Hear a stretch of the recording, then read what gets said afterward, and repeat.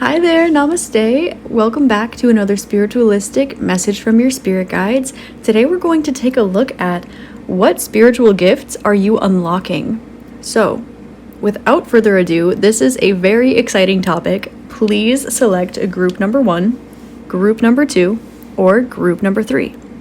If you are interested in checking out one of my books I have authored, they are available on Barnes & Noble. Either The Fool's Journey for Tarot or A Comprehensive Guide to Astrology for, you guessed it, astrology. If you're interested in a personal reading or a Reiki session or anything like that, you can go ahead and hit me up in the email. And without further ado, I'm going to post the timestamps for your reading in the description box, along with anything else you might want to know from me. So thank you so much for being here. I'm so grateful for you, and I hope you have an amazing rest of your day, and I hope you enjoy your reading. Namaste. Hi there, group number 1. Welcome to your reading. If you selected the Psychometry and Clairabilities card, then hopefully you can hear the crow that just landed outside my window and is screeching at you. So, I was actually really hoping that this card would come out, and it came out first. So, group 1, you are my highly psychic and synchronistic group already. You got Psychometry and Clairabilities. Now, if we're talking about which spiritual gifts you are unlocking, you could be unlocking your Clairabilities, which there is honestly a CVS receipt long amount of Clairabilities that you could be stepping into, but Psychometry, this is such a special gift. Now, this is when you are able to sense things intuitively through the physical sensors in your hands and feet, or when things touch your body. This is intuition through touch. Now, if you are an energy worker or energy healer, or this is something that you're interested in, you may be able to feel tension, blockages, density, or lightness or flow using your hands. Now, this is something that either way, group 1, I recommend you working with or at least trying to figure out. But Psychometry can manifest in several different ways. For example, if I'm channeling a message from your spirit guides, one thing that I will often do is place my hand over the card, and I will absorb the energy from the card or allow myself to experience it clairsentiently, however I feel like experiencing the energy that day. Sometimes we're more clairvoyant, sometimes we're more clairaudient, sometimes we're more psychometric. And another thing you can do, if you have like a billet, say, or a note on a piece of paper that's folded in half, you would be able to hold the piece of paper and see what it is. Or if you have a belonging of a loved one, such as an antique from an ancestor or a toy of your pet or a child, you can actually hold onto something and feel the energy that is either most experienced or whatever it is currently holding by the object. So this is picking up intuitive knowledge through physical objects. So now that we've gone over what Psychometry is, your Clairabilities are strengthening. Now, however you usually experience your Clairability, your intuition, you are about to be experiencing it in a different way. Now, this is not going to nullify anything you already experience. It is going to enhance it, but I'm seeing somebody with a clear channel going all through all of their chakras and their entire aura. So, for example, if you are mostly gifted when it comes to your third eye, you're very clairvoyant, you might be opening up your throat chakra and opening up clairaudience as well. If you are primarily getting gut feelings about things, you experience things clairsentiently, you feel things, you might be starting to pick up things empathically, clairsentiently through your emotions in your heart chakra, or something like this. This Clairability can exist through any of the chakras and can manifest in so many different ways. It's important to recognize that we are all individual, and every single person can experience intuition in so many different ways. It is the clearing of the energy and the faith that is the biggest part. Now, before I get into the card, I would like to just see what's popping out at me here. We have abilities, which lets me know that you might already have a good handful of abilities here. And with Psychometry, you might be able to walk past people's auras and pick up on their own aura, their own energy field. And this is not just clairsentiently. This can actually be a form of psychometry, because if you are physically in touch with your energy body, where you can physically feel it in the dense realms. You might actually be picking things up not just through your fingertips, your toes, but also if you feel your energy body, you might be able to feel when your aura interacts with other auras and pick something up psychometry as well, because this can also be a form of touch if you are sensitive in that way. I would also like to point out that your feet can be psychometric as well. This is another reason why grounding or walking around barefoot can be so healthy for us. Also, if you would like to learn a little bit about the history of the land, the history of Earth, or just tune in to the energy of a particular plant, piece of nature, or something like this, walking around barefoot can be a great way to start sensing things through your energy channels. With Claire coming out, your intuition is already very, very strong, group 1. And with the heart here, with the green behind psychometry, I'm getting a lot of connection with nature and feeling things through your heart chakra. You may start experiencing emotions of others, maybe not through an empathic way where you are absorbing it, but through an awareness way where you're almost able to identify strictly what is yours, be strong in your own energy with a clear channel, and when you're open to it, feel the auras collide or connect or bump into one another. And if you do practice aura constriction or expansion on yourself, you might be able to actually put a protective field around yourself so this does not happen when you don't want it to. Or expand your aura to practice feeling things that are around you, or constrict your aura in order to keep it closer to yourself. I'm going to go ahead and get into the tarot cards now. And actually, I organized my entire deck chronologically and by suit, so this entire deck is like fresh. I'm going to shuffle it now. They want me to shuffle it 4 times. Your angels, your stability, your intuition, it's stable. It is entirely stable. If you've been feeling a fluctuation in your intuition lately, this is a message that I'm feeling coming through for you. This is because you are making space for your new ability to come in, or a new sense of clarity. There's almost, how do I say this? This is like you are seeing a blind spot before you were able to see the whole picture. It's like looking out the corner of your car before you look out the oh my gosh, the Hierophant and the Lovers. Holy moly, 5 and 6. Yeah, this is like looking at your blind spot before you look through the entire windshield. I'm gonna ask for more flying cards, and I'm making sure to shuffle this really good. Okay.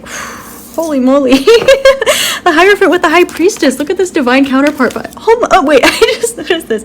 The Hierophant, the Lovers, and the High Priestess. The Lovers just sandwiching the two. Oh my goodness gracious. Group 1. You're not messing around. 4 of Pentacles. You're like, shh, Colleen, don't talk about it. You're so funny, Group 1. Okay. Let's see. You have Ace of Swords and 9 of Cups. Okay. You are definitely getting clarity here. There is some sort of spiritual experience that has been taking place in your life, no matter what this has to do with. You have been learning, taking things a traditional route, trying to stay grounded while you stay intuitively open, spiritual, grounded, committed, traditional, all of these things, making the choice to be very precise about the energies you let in and let out. Now, you are very independent, I can tell here with the 9 of Cups, and you are balanced entirely in your energy. You have the Hierophant and the High Priestess, which are the 2 most evolved masculine and feminine energies in the deck, and the Lovers, which indicates the High Priestess with the Hierophant in a loving telepathic or some sort of connection here. Now with the Ace of Swords, this does indicate clarity after being in your mind for a little bit. Now notice how this winding staircase meets in the middle and there's light booming out. This indicates that you have broken, they're like, don't say broken, say shattered. You have broken the glass ceiling. You have shattered your karma. You have already reached clarity about something in your life. Now this could literally be your intuition. This could be a connection. This could be, let's see, we have like all major arcanas here. Your emotions, your intuition, your speech, your mind. You have definitely done the work, the internal work and the external work. But by figuring this out, it's like this shone light on something so big for you that it cracked open your intuition. It cracked open your psychic abilities. And it's to the point where your intuition is no longer a spiritual experience. It is a physical experience. That's why you got the psychometry card. It's like clear abilities. Yeah. Let's talk about the physicality of your intuition. Now, you might be surprised or not at how quickly things start manifesting for you, Group 1. And I am serious. You have 5, 6, 2, 1, and 9. This indicates that there have been some changes or opportunities for you to have more fun and confidence in your life, particularly when it comes to things that you've been trying to manifest. Now, you have already walked through the portal. You have already surrendered to the divine and send your manifestations out to the universe, done the work you need to do, and sat down waiting for them to attract to you. Now, just like a magnet, everything that you want is coming in to you because you have an entirely clear channel. And you'll be able to physically feel the energy of where things belong, where things do not belong. And a message that I'm also getting for you right now is make sure that you are cleaning your items that you are experiencing psychometry through. I don't think it's a coincidence that I literally reorganized my entire tarot deck before starting this reading. With the High Priestess, you are definitely magnetizing everything, but notice how her eyes are closed, but they're still open at the same time. Now, your subconscious and your conscious mind might be unified already. If you resonate with this, then you will be very much aware of, how do I say this? When you are like playing a video game and when you experience like you're running into a coin and you collect a coin or you collect a prize or you know the cheat codes, for example. When your eyes are closed, your eyes are still open. When your eyes are open, they're still closed. This is like a game of Sims. Your intuition is so strong, Group 1. This is absolutely phenomenal. And 9 of Cups. Now, quickly, this does indicate a sense of personal freedom. I'm getting that you even know what like these cards mean, so I don't know why. It's okay. You're here for the message. You're not here because you don't know what the cards say. That's just a message that's coming through for me, Group 1, to tell you. Ties. Okay, so you've been breaking ties and you have been calling in what is really meant for you. Now, you're at a point where you have totally detached from everything and everyone in your life except for yourself and your own experience, your own judgment, your own intuition, and your own activity. You are feeling so fulfilled. You're stepping into this confidence, but it's not a yellow solar plexus kind of confidence. It's like a golden healing nectar, divine life source, prana, golden light. So I'm getting that you have really ascended your energy, or at least your solar plexus, to the point of your soul star chakra, which is the point between your sacral and solar plexus, which is your life source center. Bottom of the deck, you have the King of Cups. Okay.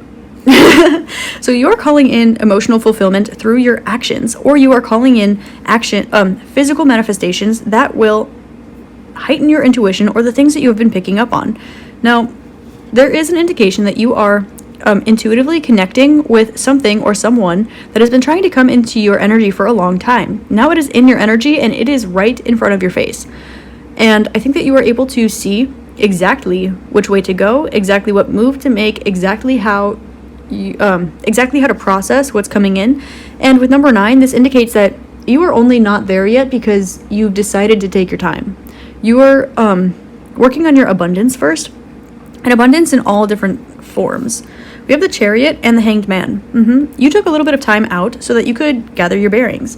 And as you closed this cycle, you went into your subconscious a little bit more to make sure that you were making the right move, even though you already knew that you were. This is where that blind spot comes in, because you already knew what the right move was, but as you decided to ground this energy, there was a little bit of, they're giving me the word twitch, like a little bit of a twitch, and for some reason I'm thinking of the dancer, phenomenal. You might want to check him out just because he's great, but you're like a little bit of a twitch in your intuition, but this was like a glitch so that you could, I'm hearing ground into your desired timeline, but also open up all the way. This is like, how do I say this? It's like in order to open, sometimes when you like massage a muscle or something, it might tense up before it releases all the way. It's kind of like that, something very similar. Now, We have number 7, which is Libra, which deals with relationships. We have 12, which is your subconscious. We have the Lover's card, and we have the King of Cups. So if I was going to not tell you that you've been manifesting a person in your life, then clearly I would be missing out on a ton of these signs. But this is not so much I think that you have consciously tried to tune in with a particular energy. Now, this might be an incarnated person. This could be a friend of yours. This could be a spirit guide, or like an old friend from a past life. Maybe, oh, wow. Equal give and take. Okay. They're giving me so many messages right now. Okay. So, I'm sorry, I keep saying okay. You have precisely located an energy that you were trying to call in.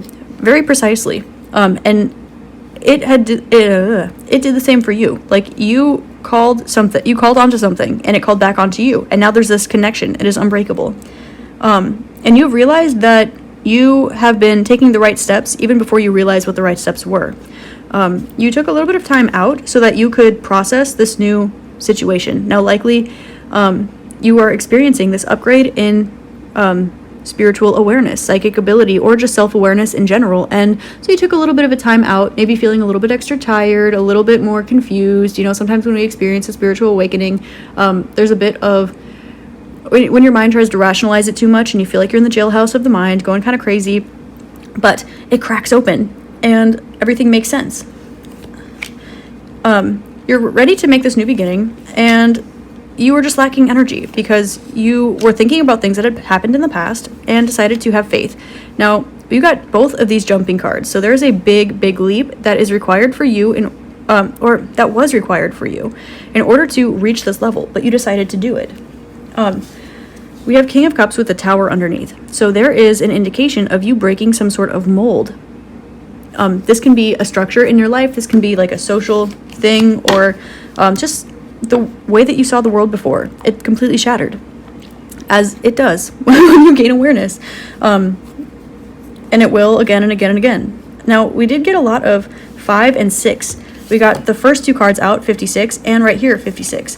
So the original blockage that you had dealt with was feeling unworthiness for giving and receiving equally. It seems like you were a bit of a giver, and you knew that this energy was imbalanced, so you took some time to figure it out. You rationalized to yourself why you are exactly deserving of everything, and you hit the gold mine. You figured it out, and you took the leap of faith. And notice she's holding, like, normally this could be a little amethyst, but I'm really seeing like a specularite hematite or a lepidolite. So you took some time to deal with that anxiety, a little bit of that stress, and you're like, I deserve to be confident. You know, you're telling yourself all these beautiful things. Everything's connected, and everything's a reflection of yourself. You sat down for a little bit, and you really took some time out to stare that one in the face. And anything that you don't like about anything is a reflection of yourself. And you took some time to stare that right in the face. Now, psychometry and clair abilities. Your connection with something has deeply, deeply strengthened. In fact, I'm getting that there is not really a connection between two things, more like a merging of two things. Now, this is grounding in the physical realm, and there's an indication of, oh, if I just do this one more time, or oh, if I just stand up, or oh, if I just had a little bit more energy. But I'm hearing one more time, we're gonna celebrate.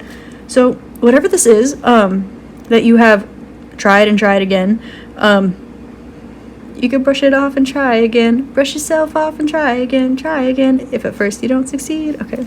A lot of music coming through. Oh, you're probably very clairaudient as well, getting messages through music. And I know that my higher chakras are like just receiving so many messages for you guys way faster than I can like speak them or rationalize them. So I'm just going to move to the channeling here through the cards. Okay. They want me to pull these. Queen of Pentacles. You guys, this is so funny. Oh my god, with the 10 of Pentacles at the bottom of the deck. Okay. So, I'm going to use my psychometry to pull the messages out of the cards from your spirit guides. Okay. you have been trying really hard to manifest something, and everything has come full circle. You are seeing the results of your manifestation, and your manifestations are speeding up. Not only are they speeding up, but they are grounding into reality. And the more that you are able to maneuver the physical realm, the more you're able to maneuver the spiritual realm, when usually it was the other way around. Now, you are speaking your truth about this entirely, and I'm literally hearing the phrase, "You don't give a shit." Sorry, YouTube.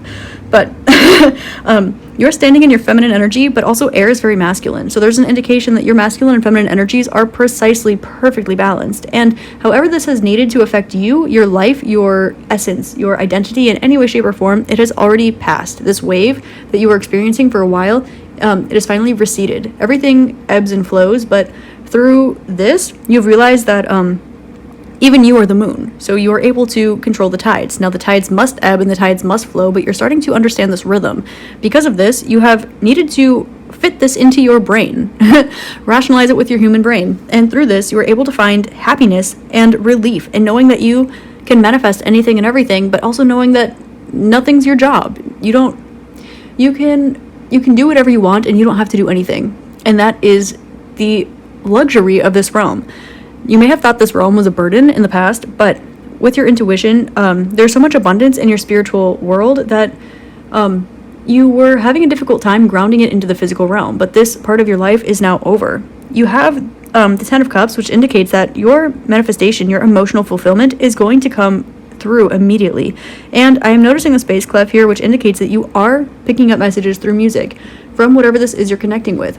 If you are trying to manifest a spirit guide or a connection or some soul families or a new friend or something like this, they are coming in. They are already within your energy and you're able to connect with them, and you already know this. I don't know why I'm telling you this. You got the Ten of Pentacles and the Ten of Cups. We have 10-10, which indicates the completion of a cycle, and the repetition of 56, which is 11-11 with the oh god, stop. Sorry, I'm channeling and then my brain is like, are you kidding me? Okay, sorry, back to the channeling. You have 56-56, which is 11-11, but it's indicating that there's changes to the daily routine and change to the daily routine.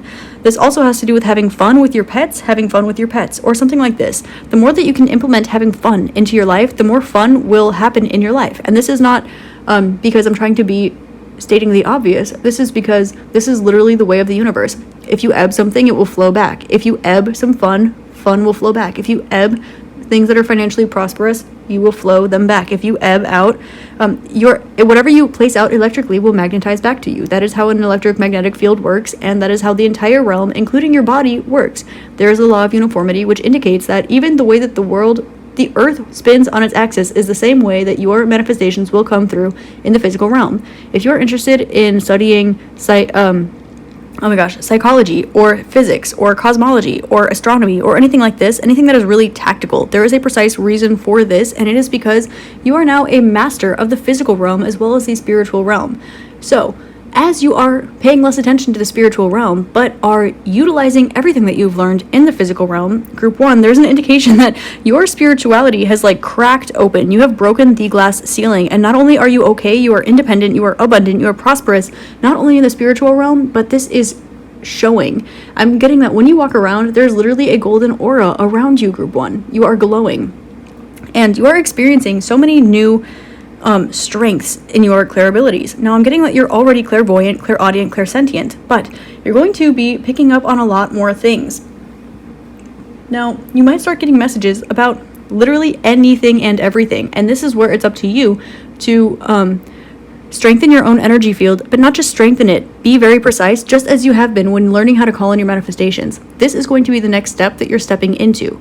Now, this is not just claircognizance as in knowing something. This is every single thing that you interact with, you're going to get all of the information about. All of it, all at once. So, be very cautious, not cautious. There's the word, conscientious. Be conscientious with your energy, what you do with it, where you put it, where you receive energy from.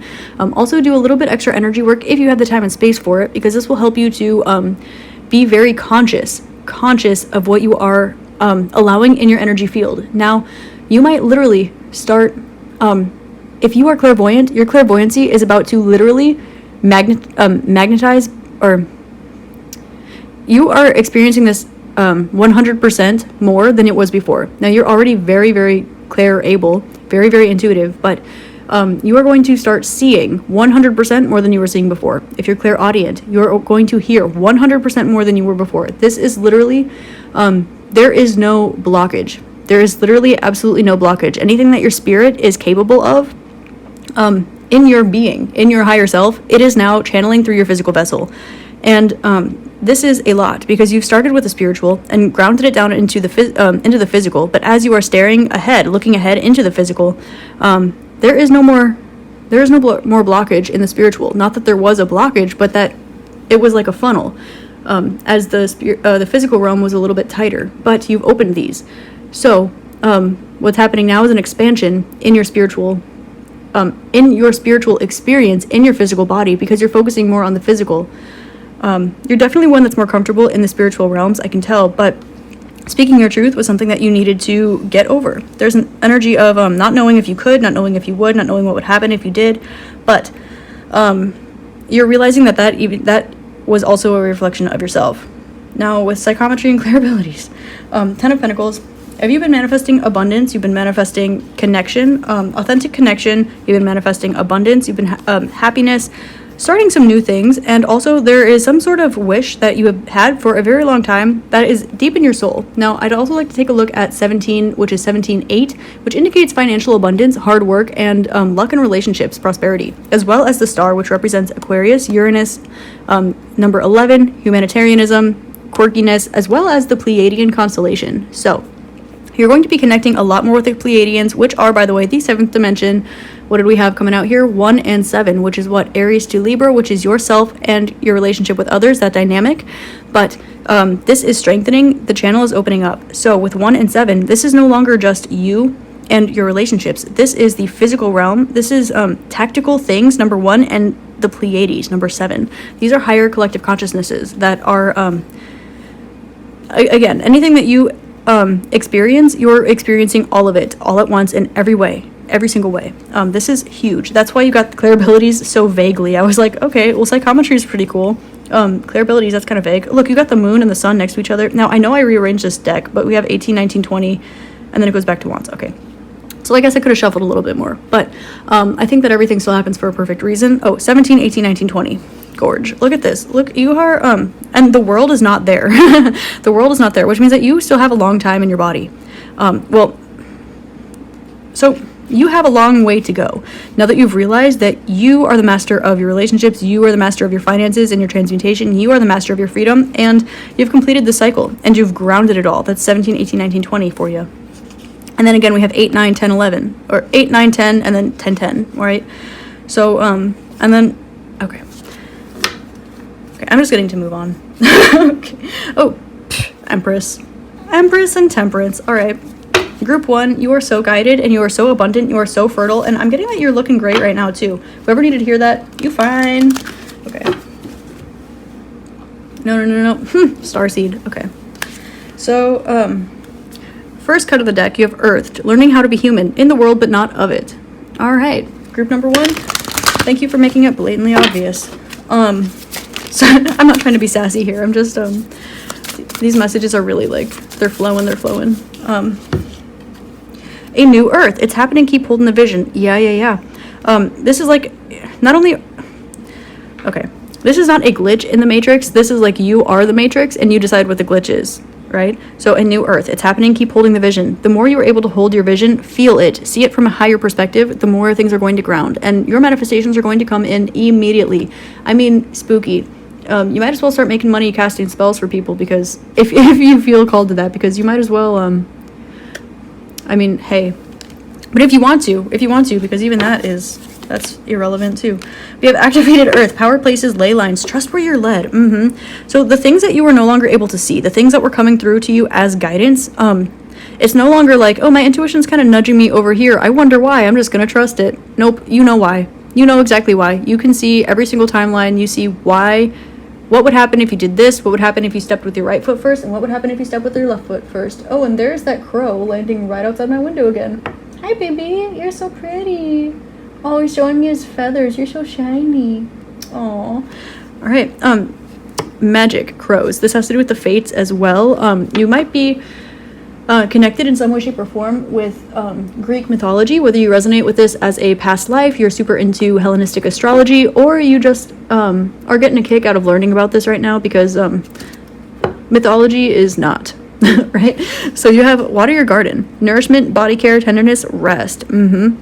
So likely you're like entering this, it's like a void, but it's also like an abundance at the same time. It's like diving into the vast nothingness of space, but it really being expansive everythingness, like diving into like when you sleep, but really you're diving into your subconscious, and it's like, are you turning off or are you really turning on? Right? So the same thing, it's like everything is flip-flopping. So make sure that you are nourishing yourself, drinking enough water, and paying attention to you. And if you have a garden right now, I'm getting that working with plants or going out into earth will be very beneficial for you as well. Oh, also talk to your plants. If you're experiencing psychometry or like an influx in your psychometry, talk to your plants, you know.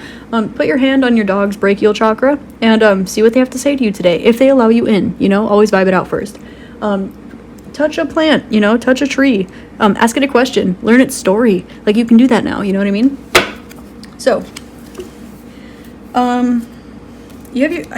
I don't know why I didn't take that card, but everything for a reason. Your life is a canvas, artist manifestation, and creative accountability. You are being called to just create. Your manifestations are coming in exactly the way that you want them to. So be precise about that. And then you're not for everyone. Embrace your weirdness. We got a whole lot of 11s and 12s, which is Aquarius and Pisces. But zooming that out, this is leaning into your individuality and then diving into your subconscious. This is going all the way inward until there's no more inward to go, and then expanding that all the way outward until there's no more left to go. This is the ascension. This is like the dispersion of your particles at the end of the ascension process. But you're not for everyone. Embrace your weirdness. Face your true north. Know that everybody's not in the same place as you all the time. You might pass somebody on the other side of the road and you pick up their entire life story, every single thought that's going on in their mind, see their aura, see their ancestors, all this good stuff, and smile at them and wave at them and have a good day, knowing that they're having a bad day, and that might be why you choose to do that. But everybody's not having the same experience as you all the time. We are all reflections of the same being. Therefore, oh, hi, crow. This crow is really like, it's like flexing outside my window, I swear.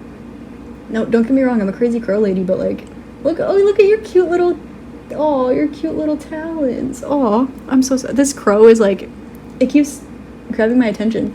Go outside, by the way. I'm like looking out my window like, oh, wow, go outside. You're not for everyone. Embrace your weirdness. Face your true north. Yeah, see, like, I'm like talking to crows during my tarot reading, but I know that you don't mind group one, right? Because you're embracing my weirdness and I'm embracing yours. And this is a consensual energy exchange. But also, like, if you're waving at that cranky guy across the street because you know that he's cranky, he might look at you and be like, ah, weird person, you know. That's cool, that's fine, that's normal. Just be yourself. Don't mind over matter. Doesn't matter, you know.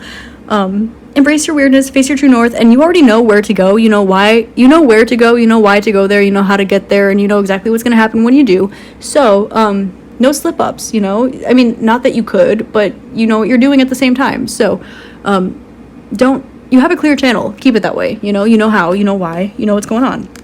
Power places, ley lines, trust where you're led. This is a specific message. This is something that I've been noticing a lot with me and my soul family in general. If there's a place, like a particular place or a particular direction or like a particular like environment that's been like sporadically calling to you, like super randomly, there's like kind of like a crystal grid of your soul family that's kind of going on right now. So you are being called to a particular place for a particular reason, and I know that you know this, but please just get up and do it. Even if it's hard, just do it. Like as someone in my soul family that's like randomly I need to move like 3,000 miles southwest, and I'm like, should I randomly move like 2,000 miles northeast? And then someone else in my soul family is like, maybe I should move like south. Like everything like literally everyone is like rearranging themselves in order to create this new activated earth, right? If you are picking up on this vibrationally, and if this is happening to you and you're aware of why and how and where and all of this, you are one of the ones that is being called to make the move, and there is a reason for this, and you know what it is. You just need to do it. Your vibration needs to be where it needs to go. It's like the Da Vinci Code, you know, those little like lock code things that they decipher. It's like that. It's like creating a crystal grid, and it unlocks like a little thing, and then it opens up the vibration of use your intuition. You know, you're going to be in whatever group of souls that you're in, and you're going to be doing whatever mission you're doing. So those that resonate with you for what you're doing in your life, in your path, if you're drawn, you're like, I just really need to go to like the mounds in Oklahoma, or you're like, I just really need to like check out the weird monoliths in Wisconsin, or I just really need to go to Stonehenge like right now, or like the pyramids in Giza, whatever. Go. Find out why later. You already know why. You know, don't tell yourself that you don't. That's silly. You don't need to explain yourself. Also, with Queen of Swords, I mean, you can explain yourself and be like, misunderstand me, I don't care. But you literally don't need to explain yourself to anyone, because they're you. They're just you on a different vibration. And it's not higher or lower or more anything. It's just different, you know? So embrace your own weirdness. You're not for everybody, you know? Because you're not everybody. You're only you. So you're only for you, you know? And maybe this like very, very precisely scouted out energy that you've been trying to call in for a long time. And so if you're like, I'm really trying to call in this energy, and then you're like, I really need to go here, and your intuition is like, this is why, go do it, then what do? You know, you follow. Wow, group 1. Y'all are awesome. We the Hathers. Okay, deep love, mother's milk, birth as a portal. Now, for me and this card, breathe. You are going to be creating something huge very soon, and you likely have an idea. You likely know the energy of what this is, or you have seen this in a past life. You are going to recreate something that you have made in a past life, or something that you have learned about how to do in a past life. You are going to be cracking this open as well. And you're going to have an opportunity as soon as you do the thing, whatever this is, you go to the place, or you meet the person, or you start the business, or you do whatever. As soon as you do the thing, something is going to just shatter again. Now, remember how you just shattered? You're about to shatter like the collective, or the vibration of the Schumann resonance, or something. Like, you are going to literally make a huge ripple effect. And it's going to all happen all at once. And it's going to be as a result of you listening to this. Like, your vibration is an anchor.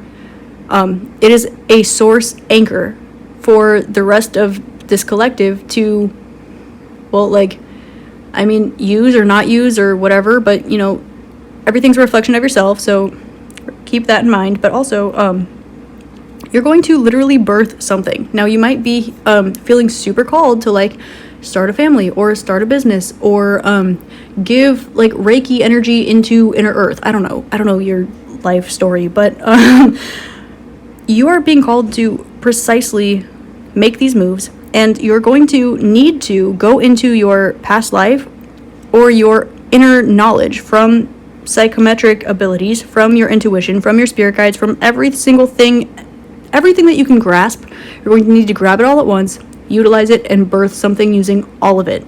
And we know what happens when, now I'm not personally a mother, but I know, like, I know childbirth ain't easy. Like, it doesn't feel good, right? Like, so you're being called to strengthen yourself, and also relax and breathe, and know that this is, whatever you're doing, it is out of love. It is for love. Nothing is obligated.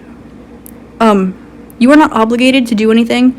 But if you feel called for your soul mission, it is because you chose this soul mission. And I think that you know that. But with mother's milk, it's like, if you're vibrationally parenting anything in your life right now, let go of it, or come back to the reason why.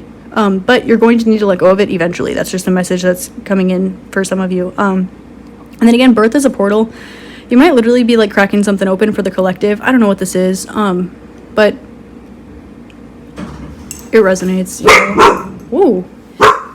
The animals, like, in my direct vicinity are flipping out right now. So animals could be significant to you. You might be connecting with animals. You could be an animal Reiki practitioner, or you could just feel called to go out in nature and see the cycles of the animals, or do some inner journeying, see which spirit animals or totem animals resonate with you, or if that is part of your, like, direct culture, and you have been, like, I don't know, assigned, or I don't know, if you resonate with a spirit animal or a totem animal for any way, whether it's through your culture, your meditation, your dreams, or just like animals acting funky around you, take note of that. There's something very, very specific. There's a reason you were assigned that animal, and this will be a repeating theme throughout your entire life. Like, since you were a baby, it's going to be the most obvious one. And look what's like popping out of the bottom, cracked open.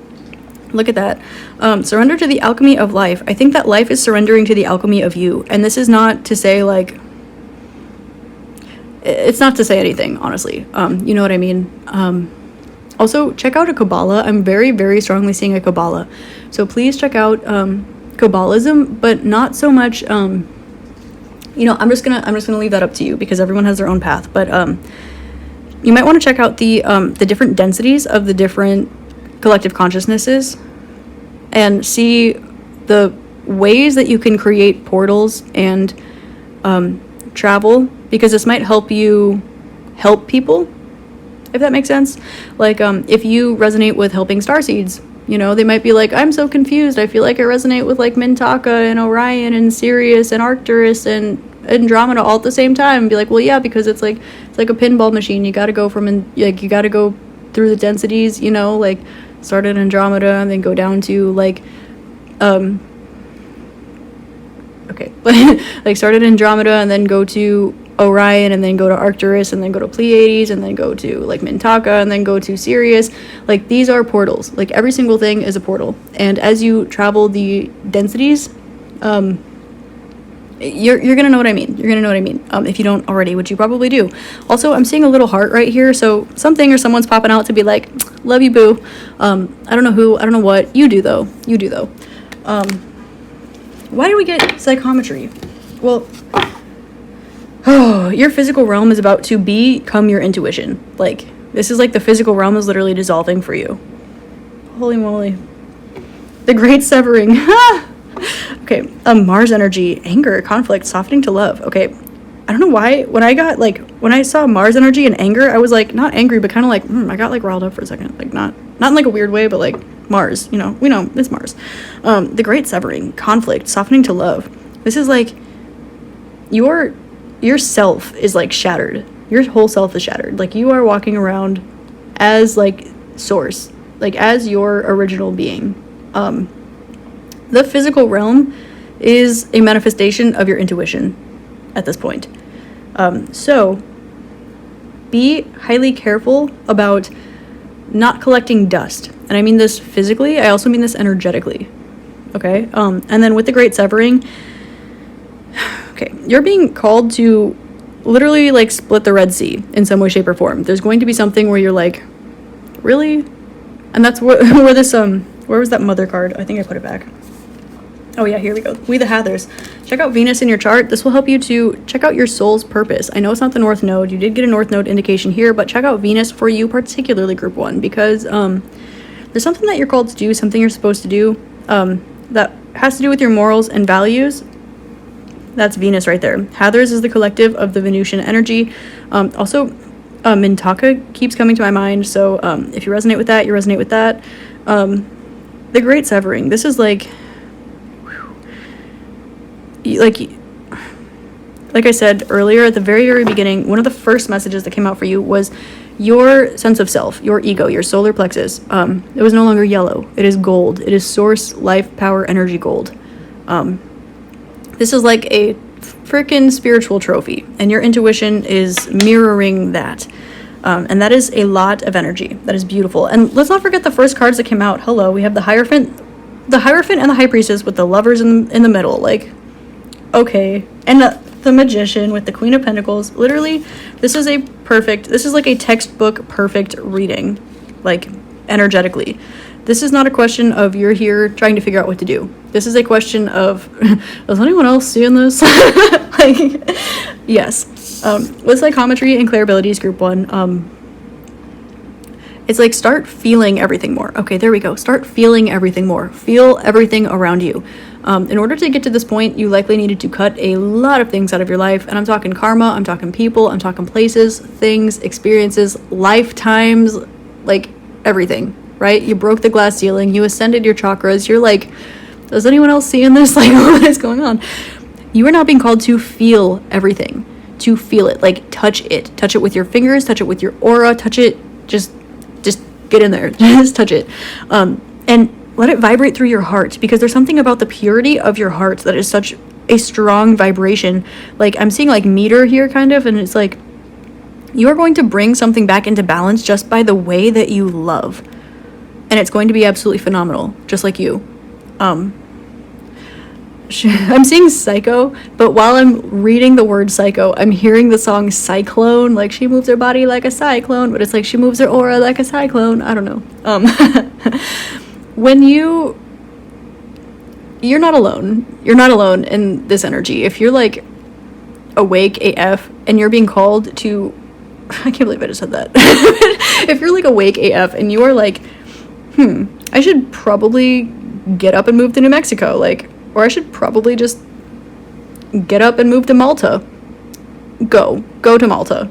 Like, you know, you will not feel crazy when you're in Malta. Or you will not, like, if you're like, I should probably wear 2 left shoes today and then just move to Malta and eat only green vegetables for a month. Like, you know why, you know what's gonna happen if you do, and you know, like, you're not gonna feel crazy if you do that, because wherever you end up, whatever you end up doing, wherever you end up going, it will be because that will be where you fit in. You're a fish out of water where you are because you're being, like, navigated to your pond, but you're navigating yourself at this point. Like, gosh, group 1. Y'all are crazy. I love this. Okay, we did get the world popping out. Oh, there it is. Hey, boo. We have 21 and then 0. The last card of the Major Arcana and the first card of the Major Arcana. Shameless plug, read my book. It's The Fool's Journey, and it's literally the Major Arcana. But it's like, I made a cute little like fictional story about it, but it's not fictional, but it is. Anyway, it's cute, it's fun, I love it. You are, look at all these sacred geometry, like, shapes. You are alchemizing every single thing that you come into contact with. And you have closed a cycle, you are opening up a new cycle. It's like you're jumping into a void of just expansive, universal existence. Like, that's literally it. I can just say existence. I can barely even call it consciousness at this point, because it's like your consciousness and your subconsciousness are one and the same, which is phenomenal. So when you are waking up from your dream state and you're not really waking up from your dream state, or when you're falling asleep and you're not really entering a dream state because your dreams continue happening while you're awake, or while your intuition and your physical realm literally mesh into one, yeah, you might feel a little bit psycho. You might feel like you're kind of going around and around and around, or you might look like that. Doesn't really matter. Because what happens is everything is a specific, beautiful, perfect grid, and you are the center of it. You are the axis. You always have been. And your energy is so freaking balanced.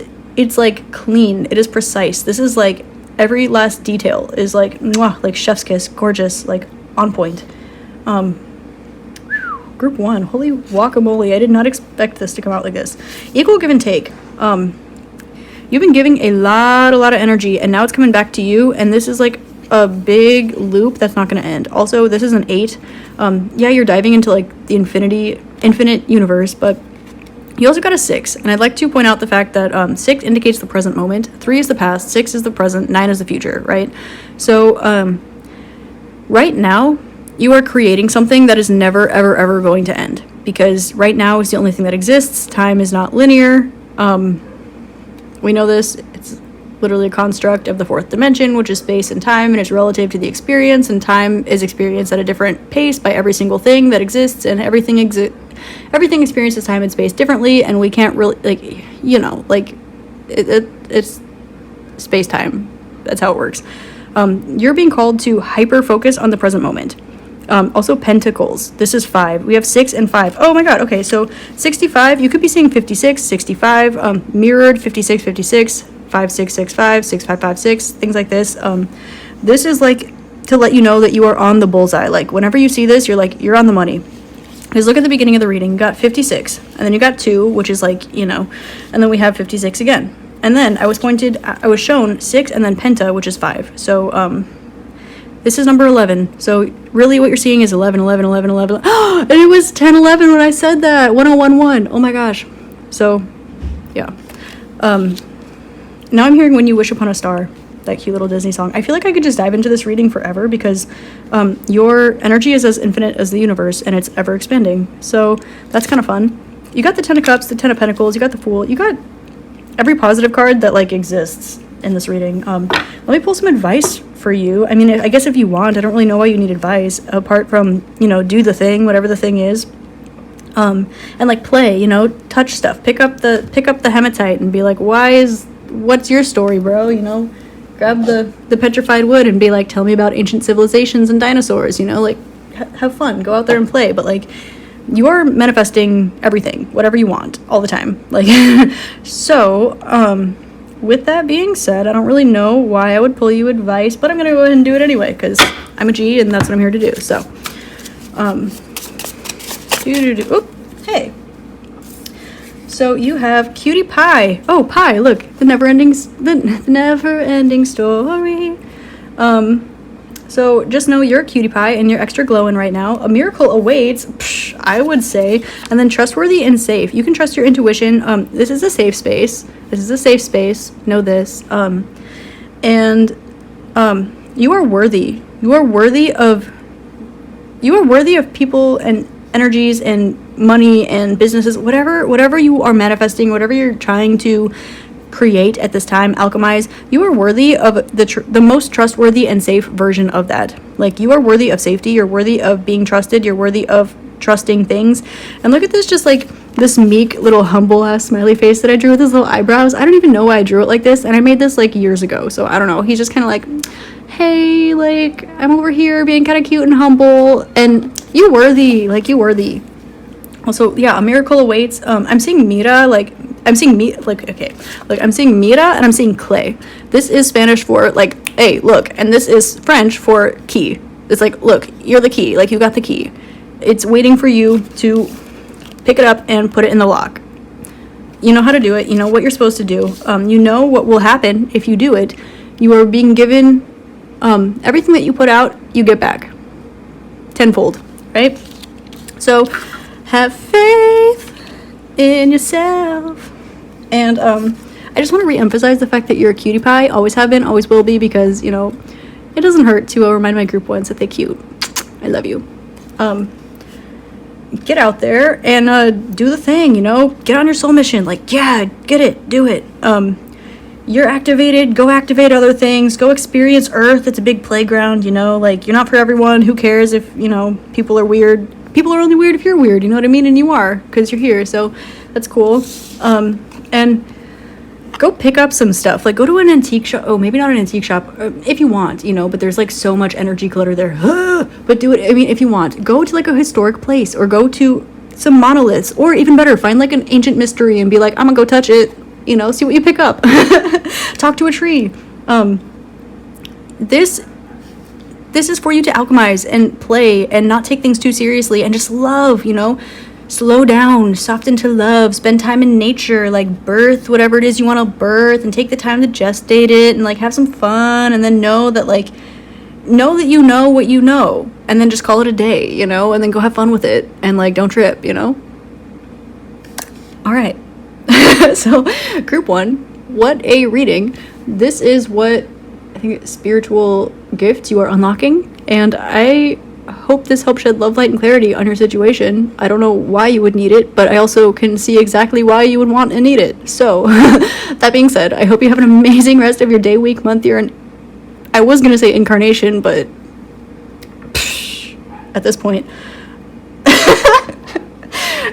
I love you so much, group 1. Let's connect. Please drop me a comment or a like or a little heart, or send me an email if you're shy or whatever. I don't know. Let's connect. Thank you so much for being here and exchanging energy with me. You are amazing and beautiful and perfect in every single way. Perfectly imperfect, imperfectly perfect, and perfectly perfect. I don't care. You're all of them. And I hope you have a great rest of your day. Namaste. Hi, there, group number 2. So if you chose the second group, the Akashic Records card, then this is your reading. So we're taking a look at which spiritual gifts you are unlocking currently. And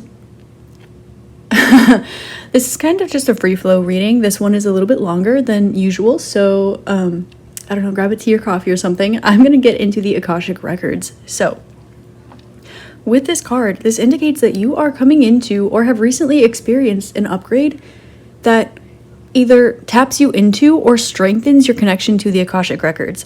Now, Akash is space. It's the space element. It is, it's the element of space. And the Akashic Records hold all information that ever has and ever will exist across all timelines, all dimensions, all beings, all things ever. The Akashic Records, you can imagine it like a big library or a big intergalactic library that you can pick up either through any clairability at all.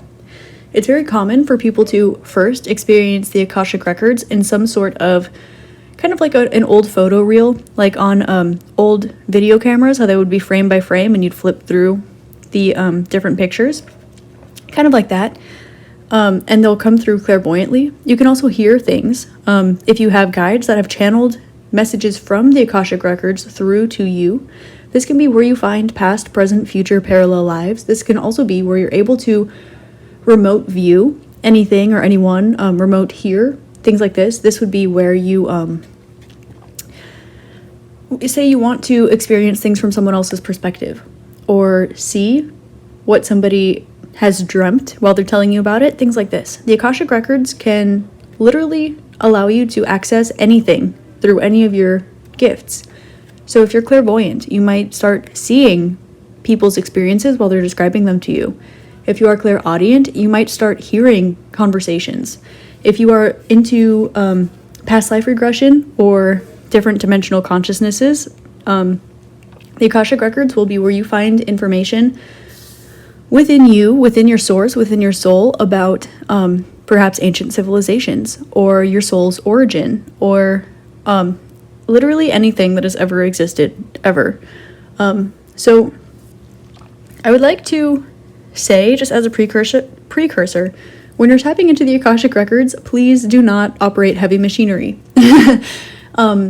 This is something I have experienced accidentally multiple times. I remember probably my like 4th or 5th Akashic Records awakening. One of the times I was driving and I had a very difficult time staying in my body. So if something like this happens, I feel called to let you know, go ahead and pull over or be safe. Another time this was happening, I was hanging out with some of my friends and I ended up tapping into a past life of mine. Totally was not in my body at all, and I ended up falling on train tracks with the train coming, and I had a near-death experience that my friend was kind enough to literally save my life. And that near-death experience plus my past life regression that was ongoing at the same time was really a whirlwind. But it was also a turning point in my spiritual evolution as well. I don't really know why I felt so called to share that personal information with you, but know that when you're tapping into the Akashic Records, with great power comes great responsibility. I believe in consensual energy exchanges, and when you have access to the Akashic Records, you might, if someone is telling you about their day, you will be walking with them through it from their perspective. If someone is telling you about a dream they had and they don't have the right words, you will have the words because you know what they're trying to access. You might start seeing people on the street and having full access to any information that you want. And again, with strength, with power comes responsibility, so please use the Akashic Records wisely, however you wish, however you feel called to, but know that through the heart and we have blue, green, and white here, so this is heart chakra, throat chakra, and light, of course. So please, mostly when people access this, it is because they have raised their vibration to a point where they're able to use these gifts for healing purposes. But a lot of things you might start having access to that are not of healing purposes. For example, with everything light comes the shadows that are with that light. So through the Akashic Records, you will be accessing things that you want to see as well as things that you don't want to see. So sometimes slow and steady wins the race with this one, but go ahead and enjoy what you're enjoying while you're enjoying it. There are some times where you might be picking up on energies that your body is not used to processing. They're not used to accessing. You may not be familiar with a particular realm. It's been a while since you traversed it, or your particular collection of particles has not before explored that part of the universe, let's say. So use this consciously. If you need to ease into it, ease into it. If you are driving and you get a surge of information, go ahead and pull over. If you are zoning out, or you need to take a little bit more time to rest, or anything like this, be slow and steady. If you want to go ahead and travel to Lyra and you have not yet been to the Pleiades or Arcturus, you can do that, but be aware of what happens. You might leave your body, and if you're not used to expanding and then grounding and expanding and grounding, you can spiritually put yourself through near-death experiences, which can be quite frightening. And this can happen to anyone at any point in their journey, if they are expanding past their bandwidth. This is an opportunity to strengthen and stretch your body, just like you're strengthening and stretching your spirit. So that is what I'm getting off of this card. Please use your heart-centered awareness, and if you're using this to help people, which you might be or might feel called to be soon, because we do have the blue, the throat chakra color here, this is a beautiful, beautiful gift. And everyone does technically have access to it. That doesn't mean that everyone is accessing it. So with this, you might be getting a lot of people around you who are asking you for help. You might also be getting a lot of people around you who are like, yeah, right, whatever. But trust that you know what you know. And this can be especially useful if you are interested in not just occult things, but like ancient civilizations, things that have happened on Earth, or history that has been manipulated and perhaps twisted or lost or something like this. So there are so many fun, amazing, beautiful ways to tap into the Akashic Records. And however you experience your gifts, your connection to the Akashic Records, whether this is through clairsentience, clairvoyance, claircognizance, clairaudience, psychometry, however this is coming to you, the amount of information that you have at your fingertips is limitless, literally limitless.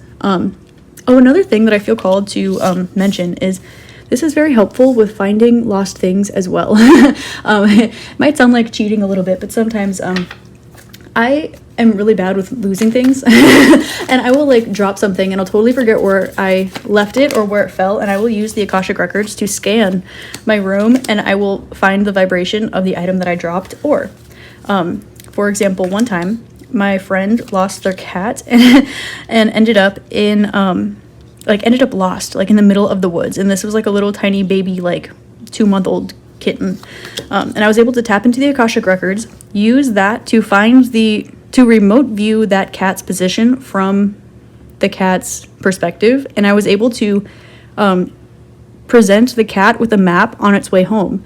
And it was about a 30-minute walk from the cat, who was missing for like a week, back to their home. And within 45 minutes, the cat was back pawing at the owner's door, at my friend's door, like, hey, let me in, I got lost, I'm back now. And like I said, the cat was missing for a very long time. So the Akashic Records can be an amazing, beautiful thing. You can find out about, you can go travel to Atlantis, travel to Lemuria, you can see what your friend is talking about, you can experience someone else's dream, you can remote view and talk to animals. It's such a beautiful, beautiful gift. But again, with great power comes great responsibility. You might find yourself having a hard time staying in your body. You might find yourself tapping into shadow collectives, or experiencing demons, or things that you don't expect to find where you're looking. So just make sure that you are using your tools the way that you know how to, and that you're being, just make sure you're protecting yourself. If you like crystals or you need to ground yourself, know that you can always go to grounding yourself, and that will always help you to come back down to reality. And also kind of be aware of what you're going to throw yourself into when you look at Akashic Records. Like if someone's asking you to look at their past life for them, you don't know what you're going to find, for example. So your friend tells you you had a bad day the other day, you find out something absolutely horrendous, and you might be able to experience it, particularly if you're clairsentient or clairvoyant. So just be cautious with things like that. Getting into your cards. You have the Magician, Queen of Swords, Ten of Wands, Five of Pentacles, and the Page of Wands. Now, you are an alchemist. You might have been trying to manifest higher spiritual abilities, more psychic gifts, access to anything and everything, and you got the Akashic Records. That's exactly what this is.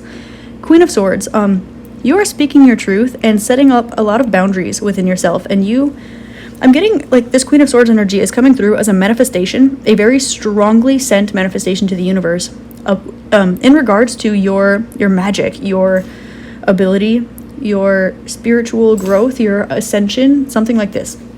Maybe you are like in a no BS kind of way speaking to the universe, like, send me my highest possible vibration right now, or send me my highest amount of spiritual gifts right now, or I want to see everything, I want to have the access. Like, you demanded from the universe. You did your craft, your manifestation rituals, your meditation, whatever goes with this. I'm feeling a little bit tight-chested, which I haven't in the rest of my readings I've given today. So some breath work might be very helpful for you. Akash is space, but sometimes with when we tap too much into space, we can forget to breathe. So make sure that you are continuing to breathe. And this is good with the Queen of Swords as well, too. This is the Queen of Air, obviously. So this goes with your intellect and your speech. So know that I'm feeling called to tell you again, know that you know what you know, but also don't be afraid to speak your truth or the truth. Whatever you find, everything happens perfectly. So whatever you find, you are meant to deliver, you are meant to know, you are meant to you're meant to rationalize what you're learning. You can learn something spiritually and then use physics to find out why that's the case. Or you can learn something about ancient civilizations and then go do your research and find what you're looking for. And it might be undiscovered or misconstrued or something like this. Ten of Wands indicates that this is a journey that you have been preparing for a while, but you're also, there's a lot of energy of, not burden, but like carrying everything all at once. So when this energy comes through, it can often feel either very heavy, very overwhelming, or very spiritually large. Now, we live in a dense realm, but that doesn't mean it needs to be low vibration. So I'm feeling called to remind you also that you cannot choose the fact that while in your body, you're living in a dense realm, but you can choose the particles which are densely packed within your vessel. So you can kind of use this as an opportunity to find which particles you would like to collect as part of your being and densely pack them together. Like go on a little scavenger hunt and collect the pieces. But know that, oh, look what fell. Queen of Cups with Six of Swords. Yeah, there is an indication of you needing to leave something behind. This could be your body if you're traveling the astral realms. This could be preconceived notions. This could mean energy from a past life or something. You're going to need to something's going to need to break and transform, and you're going to need to walk away from it. Like I'm hearing there's no turning back now. And that's with Six of Swords and Ten of Wands here, exactly what's portrayed. And Queen of Wands is just opening up your heart and surrendering to receiving and moving through the heart space through gratitude for this gift and knowing that even though you might feel a little bit lost in the cold, or if you did experience a near-death experience that led to this, or if you experienced some sort of such a significant awakening or ascension that caused you to leave your body or come back in your body and have a panic attack or something like this, if you did experience something like this where you unconsciously, unwillingly, or like left your body,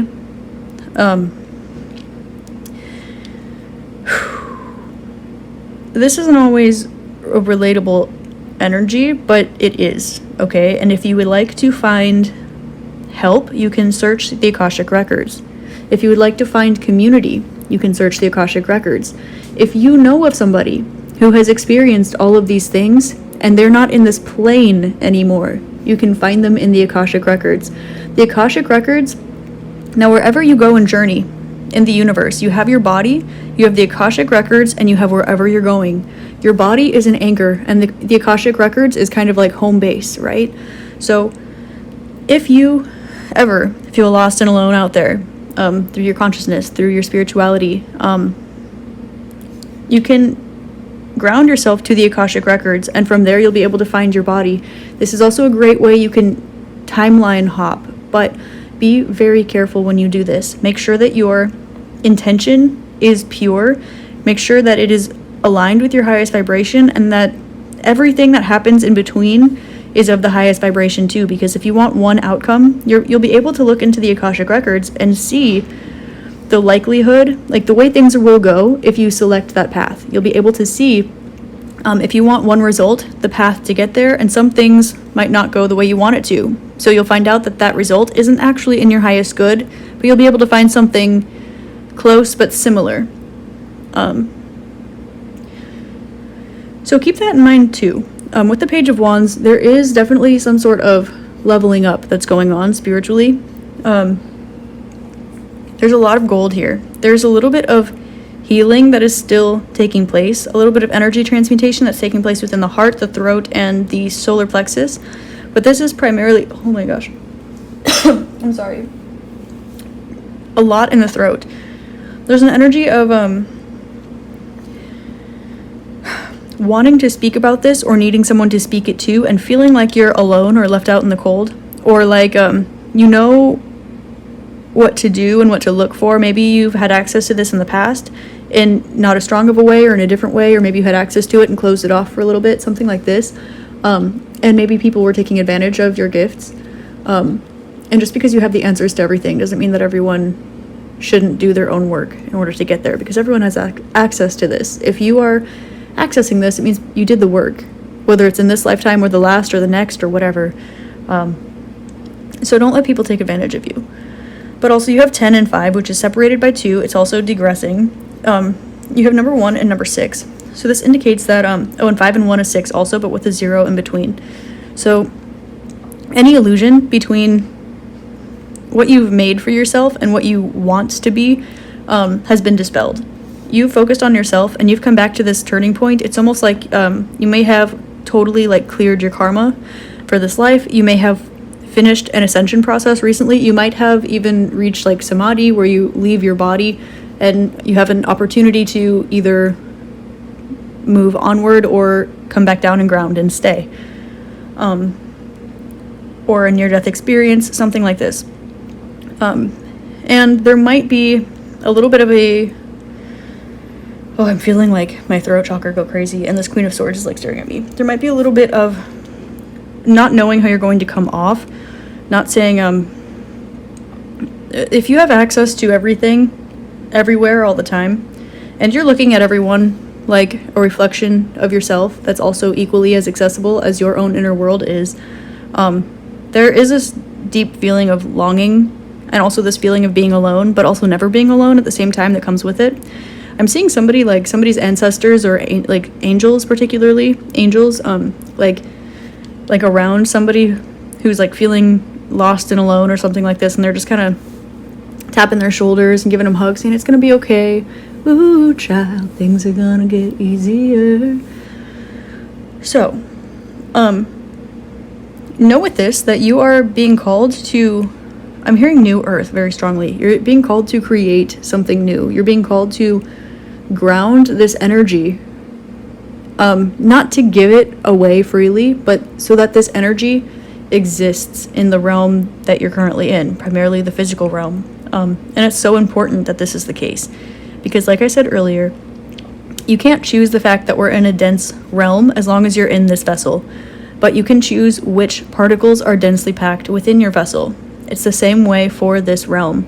You cannot choose the fact that it's a dense realm, but you can choose which vibrations are densely packed in this realm. And you ascending to this point, you awakening to this point, you being at this level of evolution in your journey is inherently helping the Earth Collective. It is inherently helping the growth and the birth, regardless of what you do with it, as long as you are accessing it, especially through love and light, speaking your truth, with gratitude, with forgiveness, with everything.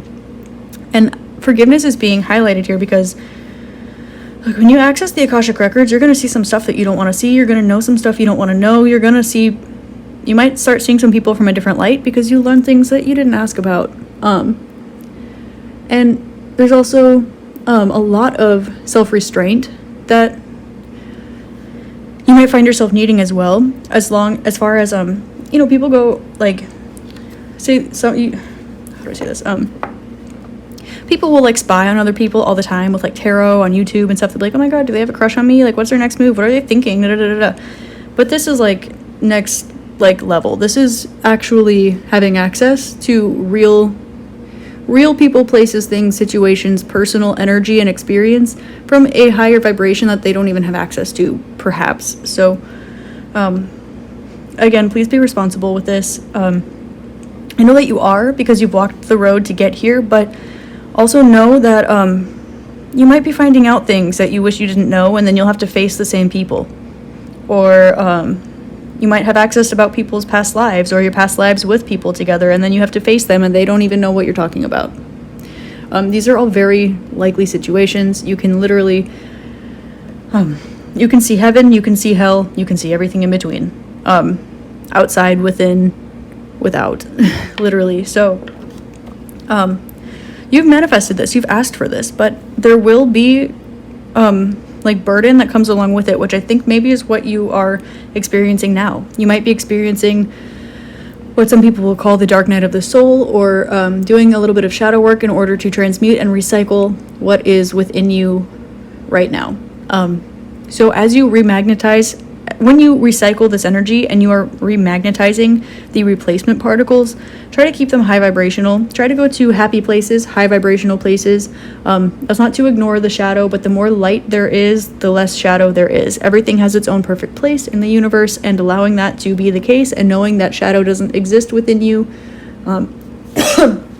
shadow is not meant to exist within you,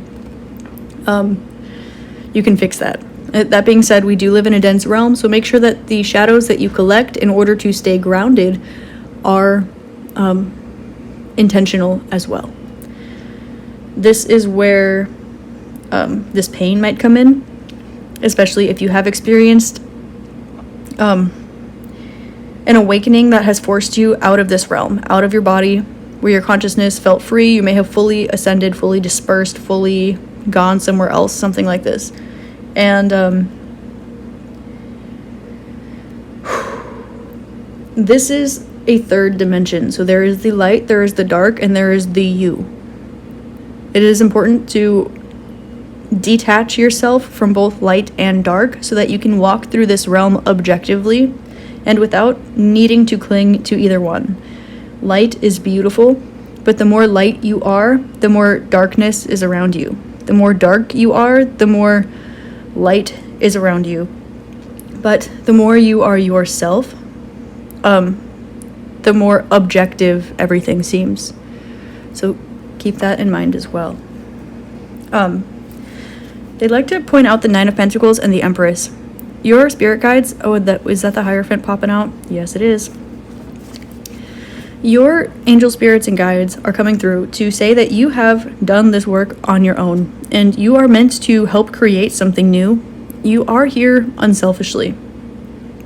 They would like to commend you for getting this far in your journey, something that you've likely seen coming for a very long time, something you may have always had access to in different ways, but now you are fully stepping into this. You are using this to create something new, and you are being called to utilize your ability to see outcomes and future timelines accordingly.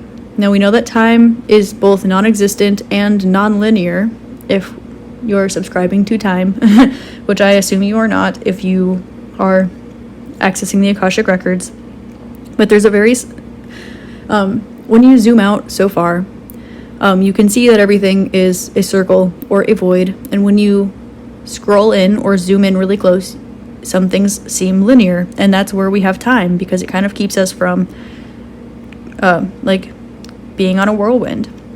You are being asked to use what you know and use what you can find out in order to make a difference, make a change, create something new, because you're able to see exactly the correct steps to make in order to create exactly the outcome you want to have.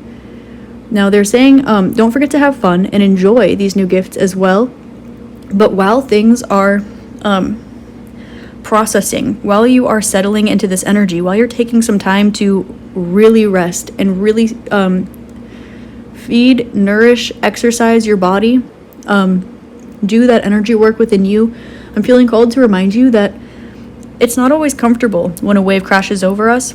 Pregnancy, birth is not comfortable. It's not a comfortable process, but it is one of the most beautiful miracles that exists. And just like the moon controls the tides on the earth, you are being given a higher perspective to that. And you are able to move the tides through the moon on the earth. And every single thing affects everything else, butterfly effect. It's Lorenz's theory of atmospherics. So the Hierophant means they're asking you to stay on your course. There is energy transmutation you've been working on, and there's energy transmutation you've been working on, and this has a lot to do with being happy and having fun in your life, and not taking things too seriously, particularly when it comes to your physical journey, your finances, or your spiritual journey either. Now, if you work an office job and you are experiencing all of these physical things, there's a tower that's coming. And you might not feel like other people resonate with you. You might feel like you have all of these beautiful gifts, but for what? And you might feel called to change course. If you use your spiritual gifts for work, there's going to be an energy around you that's like, are you sure you're really accessing the Akashic Records? Are you sure this is really true? Because last time I checked, and you need to stand in your power. You will be able to see these different timelines, and you're being called to look at the outcomes that you would like to achieve for yourself. Put yourself, don't put yourself last, but for yourself and the collective. They're asking you to utilize that and backtrack and find your best path that way. It's like finding the mean of two numbers.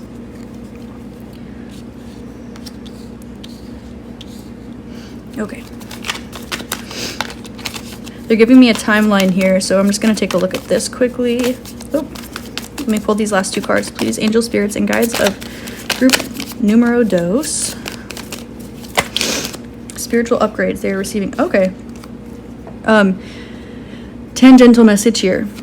There is a new opportunity in love, relationships, messages, opening up your heart, something like this. You will be receiving communication about something that you have been intuitively picking up on, or someone will be intuitively picking up on you and letting you know. There will be I cannot mistake Knight of Cups, Ace of Cups, and Eight of Wands as anything other than a highly loving energy traveling your way.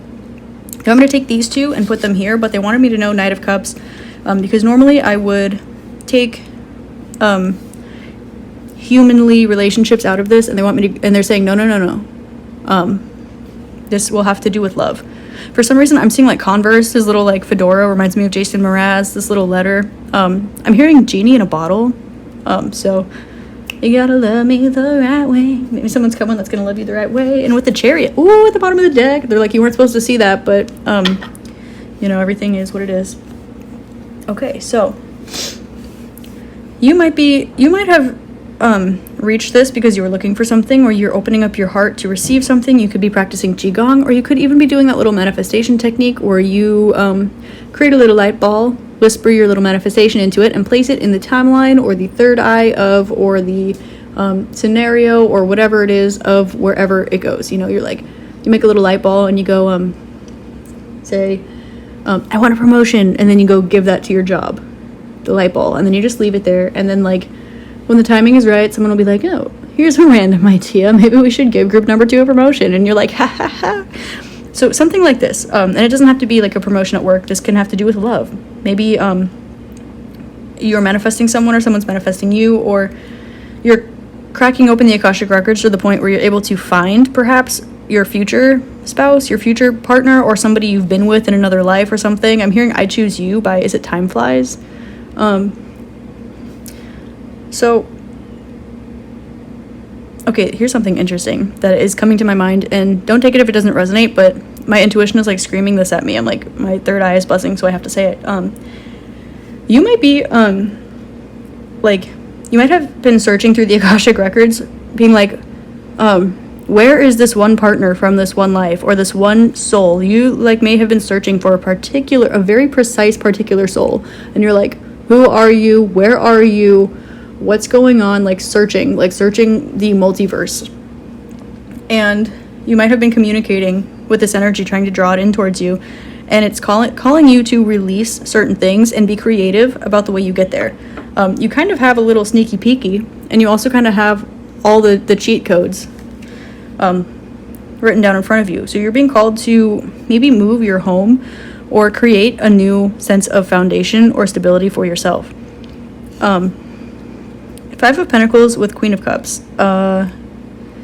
You may feel alone, or you may have felt abandoned, or maybe this is a journey for you to feel comfortable on your own, so that when you come to create what you feel called to create, you're doing it from a higher perspective, knowing that your soul is on board and it's in the highest interest of every collective that you're a part of.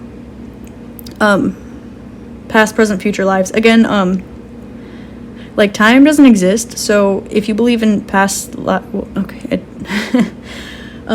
doesn't exist, so technically we are simultaneously incarnated a million other places at once right now. Anywhere you could have possibly been in the past, present, or future, and everything that you see is a reflection of yourself. We're all part of the same being, so every single thing is a re-manifestation of you.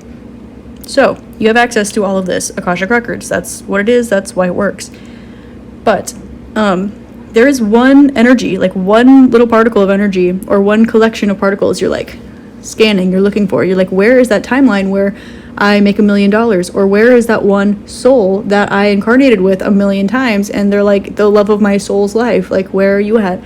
Or maybe you're communicating with maybe you feel really called to start a business, and you're like, where's the timeline where I have the most successful business, or where it's the easiest, or where I'm able to bring that child's soul into the world, or where I reconnect with my grandmother, whatever. You get it. You are speaking your truth. The universe hears your calls. You've put it out into the Akashic Records. And I'm hearing, like, I'm seeing, like, I'm literally looking at the Akashic Records, and you have created so many different timelines. Like, you have sent your call out through so many different timelines all simultaneously at once. I'm just seeing this energy staring directly at you. Like, just staring at you. So, you're, I'm hearing your like, your message is being answered. Your call has been heeded. Like, your request has been sent in. It has been read. You're not being left on read. It's like, I'm seeing the little, like, I'm seeing someone like typing a message and then deleting it and then typing it and then deleting it. And this can be your manifestation. Like, how am I going to come towards you? This can literally be somebody thinking about sending you a message and not sending it. However zoomed out or zoomed in that resonates for you, take it. But you searching for this, your deep desire, your deep longing for growth in the correct direction for you has literally cracked you open. Like, I'm hearing, like, hit the ground running, like, spiritually, with this access, with these gifts, with everything. So you are, like, you may have had a very significant expansion or ascension lately, whether that was through meditation, through mushrooms, through a near-death experience, through good old-fashioned hard work. Or maybe you just woke up one day and you were like, what is this? What? I feel called again to tell you, be extra cautious at this time while you're driving or operating heavy machinery.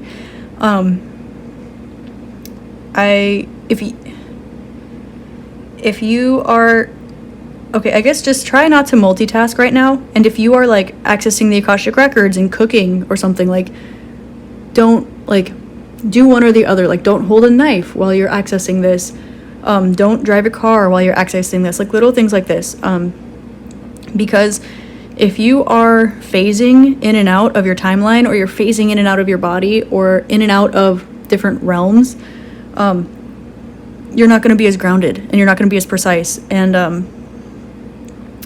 navigating both realms at the same time is possible. You're incarnated in several places at once right now. That's what you are waking up to. But while you are kind of getting the hang of it, it's like don't drink and drive. It's like, you know, you can have up to, what is it, in the United States, it's like 0.08 whatever. Some people don't drive at all while they're drinking. Some people are like, I've had 10 beers and I'm fine.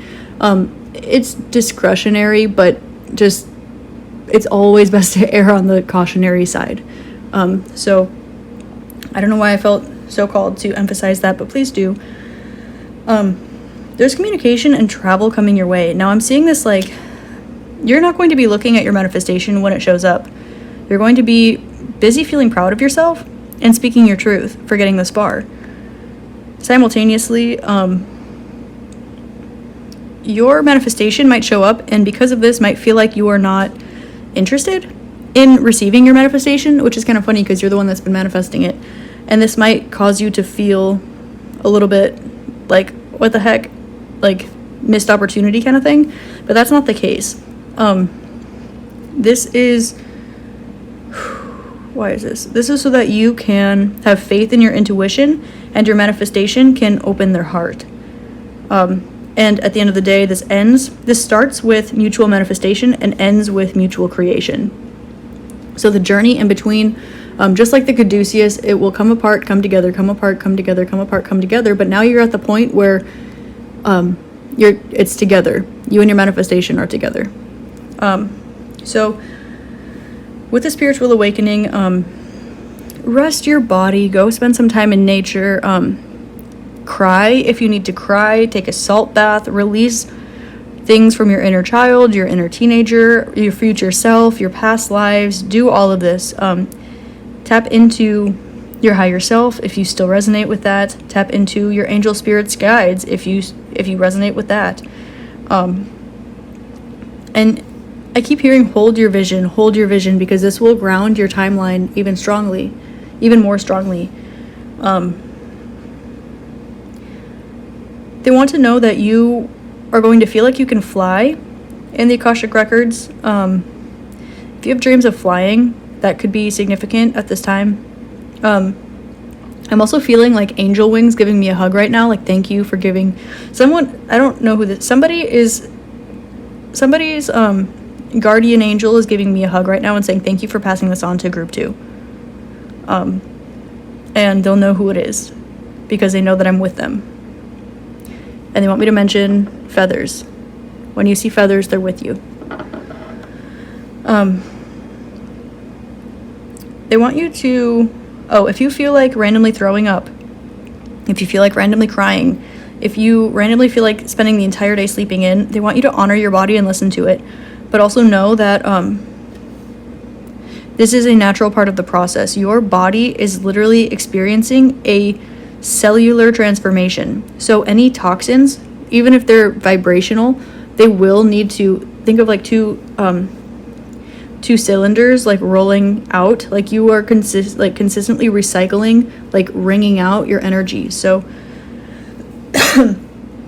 while you're strengthening your body and you're recycling these particles, it will be normal for you to have a random migraine or randomly start throwing up or have a headache or something weird. Like, your body might have some physical reactions to this. They want me to let you know that this is normal. If you have some back pain, your kundalini is in your spine. They say, even Yogananda Paramahansa says God is in the spine. This is like your nervous, your spinal cord is like, holds your consciousness, and your psoas muscles in front of your hips hold your soul's blueprint. So if you're feeling tight around your hip flexors and the front of your thighs, or if you're feeling a little bit of back pain anywhere up your spine, this is normal. And also, you can look at this in a chakra perspective to see what it is that you are working through as well.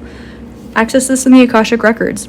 See the first time you felt this way, go back to your inner child, your inner teenager, the person that experienced the trauma, or that word that hit you the wrong way, or that time you twisted your ankle, whatever it is, and go back and send them loving and healing energy. Go back and show them that you can change the timeline. Go back and give them the tools that you now have, whether this is mental, physical, spiritual, emotional. You are being given an opportunity to alchemize yourself, and this will leave a ripple effect on everything. And once you do this, I'm seeing these cards kind of like flip over, like I was recently describing. This will take the burden out of it. This will take any misfires out of your that energy coming your way. There will be more resonance. I'm seeing now like they're like closely together pinging instead of like going back and forth like a DNA strand. I'm gonna pull some more cards on this. Actually, they're telling me to put this deck down. They want me to grab which one. So they're saying Starseed, please. Oh, okie dokie. And Knight of Pentacles just fell on the floor. So, however you're feeling right now, take some time, give yourself a little break and a rest, because you have a lot more spiritual awakening to go. They're saying this is just, they're like giggling. They're saying like, hee hee, this is only the beginning.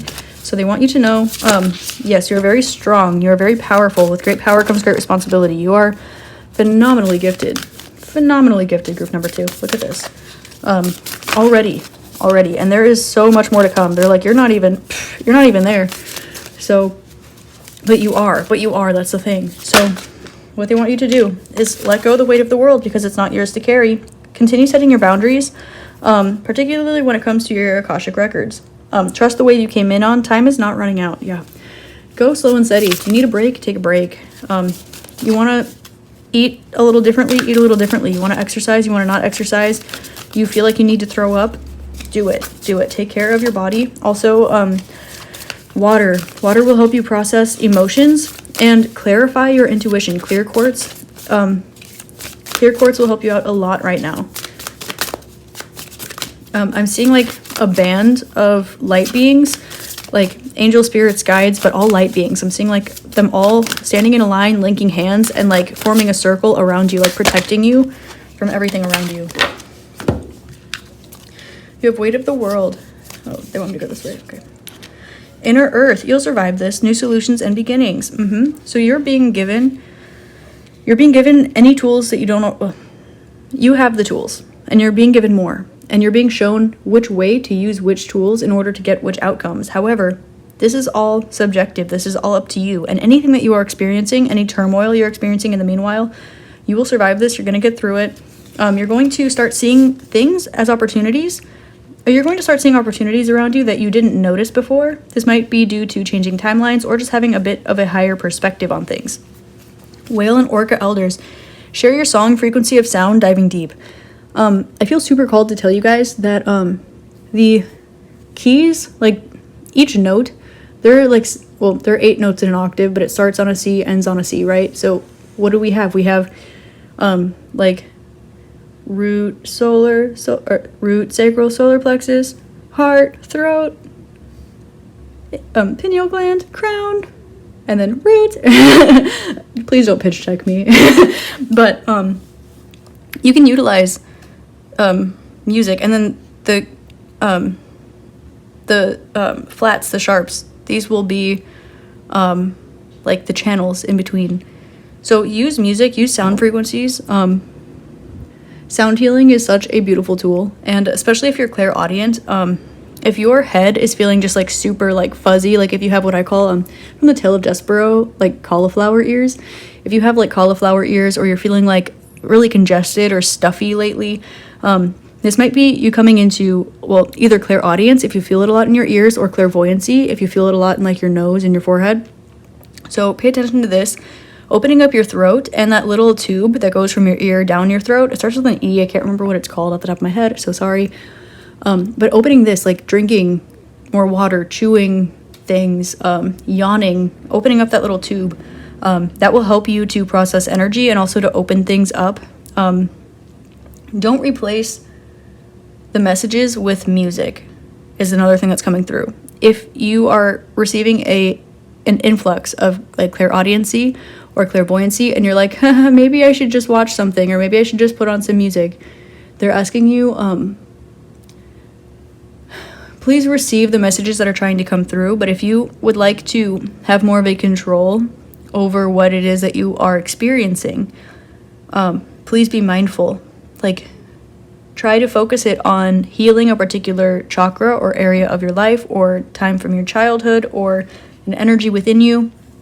They're also asking me to reference the 12 houses of the 12 houses in astrology, or the 12 zodiac signs. You can go through each one of these energies and see how you're feeling as well. You can also do the same thing, starting with Aries, ending in Pisces on a keyboard, with notes, same thing. Also in my astrology book, I talk about which precise notes go for which like chakra or dimension, so you can take a look at that too if that's helpful. But know that sound healing will be very helpful for you at this time, but please try to be very conscientious about what you are consuming at this time. And if you need a break, go ahead and give yourself a break. If something is overstimulating, you can remove stimulants from your environment that will create more space for what you are inputting, because it's a lot. And then your output, exploring this gift, exploring the Akashic Records counts as output too. And I'm seeing this this little alien guy and this Moldavite kind of winking at me right now. So I don't know what you're doing out there, group 2, but wink wink. Go have some fun. Oh, Star Brothers. All right. You cracked me up, group 2. Horus energy. You are protected. You're definitely protected. Okay. There's something that you're really curious about. Here's a message that's coming through for you. This is part of the reason why you felt called to sprint in the direction that led towards this awakening. There is something you feel really curious about. Now, this might have to do with a civilization, which can be Lemuria, it can be Atlantis, it can be Mintaka, it can be the Mantis Collective. I don't know. But there's something that you are highly curious about. You want to learn about it. And there's not too much information on it, but you have access to this and you are trusted with this information. The vibration of this community or collective knows that it's safe with you. And so they are protecting you. And in exchange, they would like you to channel information from them. You may release it when you're ready, if you are ready, but you don't have to. They want to ground their knowledge in some way with inner earth. Okay. You might, like, if you're super interested in like the fairy realm or inner earth or Lemuria or ancient Egypt or Babylon or the Poseids or Mesoamerica, Mesopotamia, literally Arcturus, any, probably one a little less known, like Andromeda, Lyra, Mantids, Blue Avians, Draconians even, whatever this is.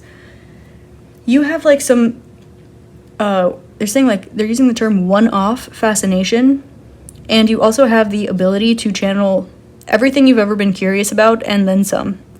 And they're saying they will also lead you to the correct resources to rationalize and logistify your downloads as well.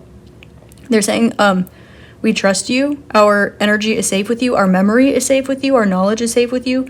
We trust you to be the keeper of this information. And they're saying, we've known you before, that's why we trust you. So if you're tapping into your past lives of these, future lives, simultaneously incarnated lives, I don't know how much of your energy is within your body versus how much is dispersed other places, essentially, is all I'm saying. But while you're in this body, or not, while you're in this body, you are being called to channel information through this realm. Whether it is you just holding it within yourself, writing it down, never showing anybody, or just spilling the beans everywhere. They're saying be careful with that last one, though. They're saying it's your time to shine, but it's their time to be remembered and recognized, is what they're saying as well. I'm hearing the message, we did so much for you, being like Earth Collective. They're saying we did so much for you, now you've been chosen to do this for us. Because you can, and because that is who you are. Alright, so with Whale and Orca Elders, I don't know, Mintaka, Mermaids, Atlantis, Lemuria, alright, there's some other things coming to my mind, but it's not, like, precisely pinging the same vibration that I'm going for here, so, that I'm picking up, so I'm just gonna leave that there. I'm hearing like siren calls as well, kind of. So, maybe if you're super into like Greek mythology or something, you know what you're into. I'm not gonna keep guessing, but let it go. It's not yours to carry. I think that you maybe, okay. You've been searching for something for a long time, and you are now being given the tools to go there or find it. It's coming to you. It's coming to you through whatever this is you've been feeling really called to manifest. It seems like there's something spiritually and something physically, but they're one and the same. Like maybe you've been manifesting a person or a job, and it's connected to this energy of this collective. Or maybe you're a starseed and you're from here, and you've been drawing a connection to someone who's also a starseed from the same place, or had the same life, or you knew them before, whatever this is. These two things are directly correlated, and I'm getting like, you're going to get the yin and someone else is going to get the yang, and then you're going to meet together, and it's going to be like, woo, beautiful new thing. And that's the Empress here. You needed to manifest this first. And you needed to see where you were going, because things needed to be precisely done the same way. What are you saying? Things needed to be repeated in a certain chronological order in order for the correct result to happen, for energy to flip over. Okay. You have water your garden, nourishment, body care, tenderness, rest. Please just take care of your body right now. If you're having a hard time staying in your body, water will help. Being out at night will help too, because this is when you are going to be the most in your body and connected at the same time. They're saying go outside and ground yourself, but at night. Going outside at night. But being under the moon and the stars will help you a lot. I'm hearing that the sun will energize you to stay in your body, but that will also increase your light. And okay, so being out in the daylight right now will help you to increase your spiritual power. Being out at night will help you to increase the Akash, the space energy element within you. So they want you to focus on that, being grounded and within space at the same time, holding both of those extremes, so to say. Your life is a canvas, artist manifestation, and creative accountability. They're saying don't forget to play. If you have access to crystal healing light, go ahead and play with that too if you resonate with Andromeda. You can use your crystal healing light in order to create a more colorful aura within and around you. This can also help you to see things and manifest things through whichever light or chakra you wish to see or manifest them from. If you're a light worker and you refract light, then utilize that. They're calling my attention to like baby blue right now, and it's kind of falling over this whale and orca elders card, so maybe listening to whale songs will help call you back home.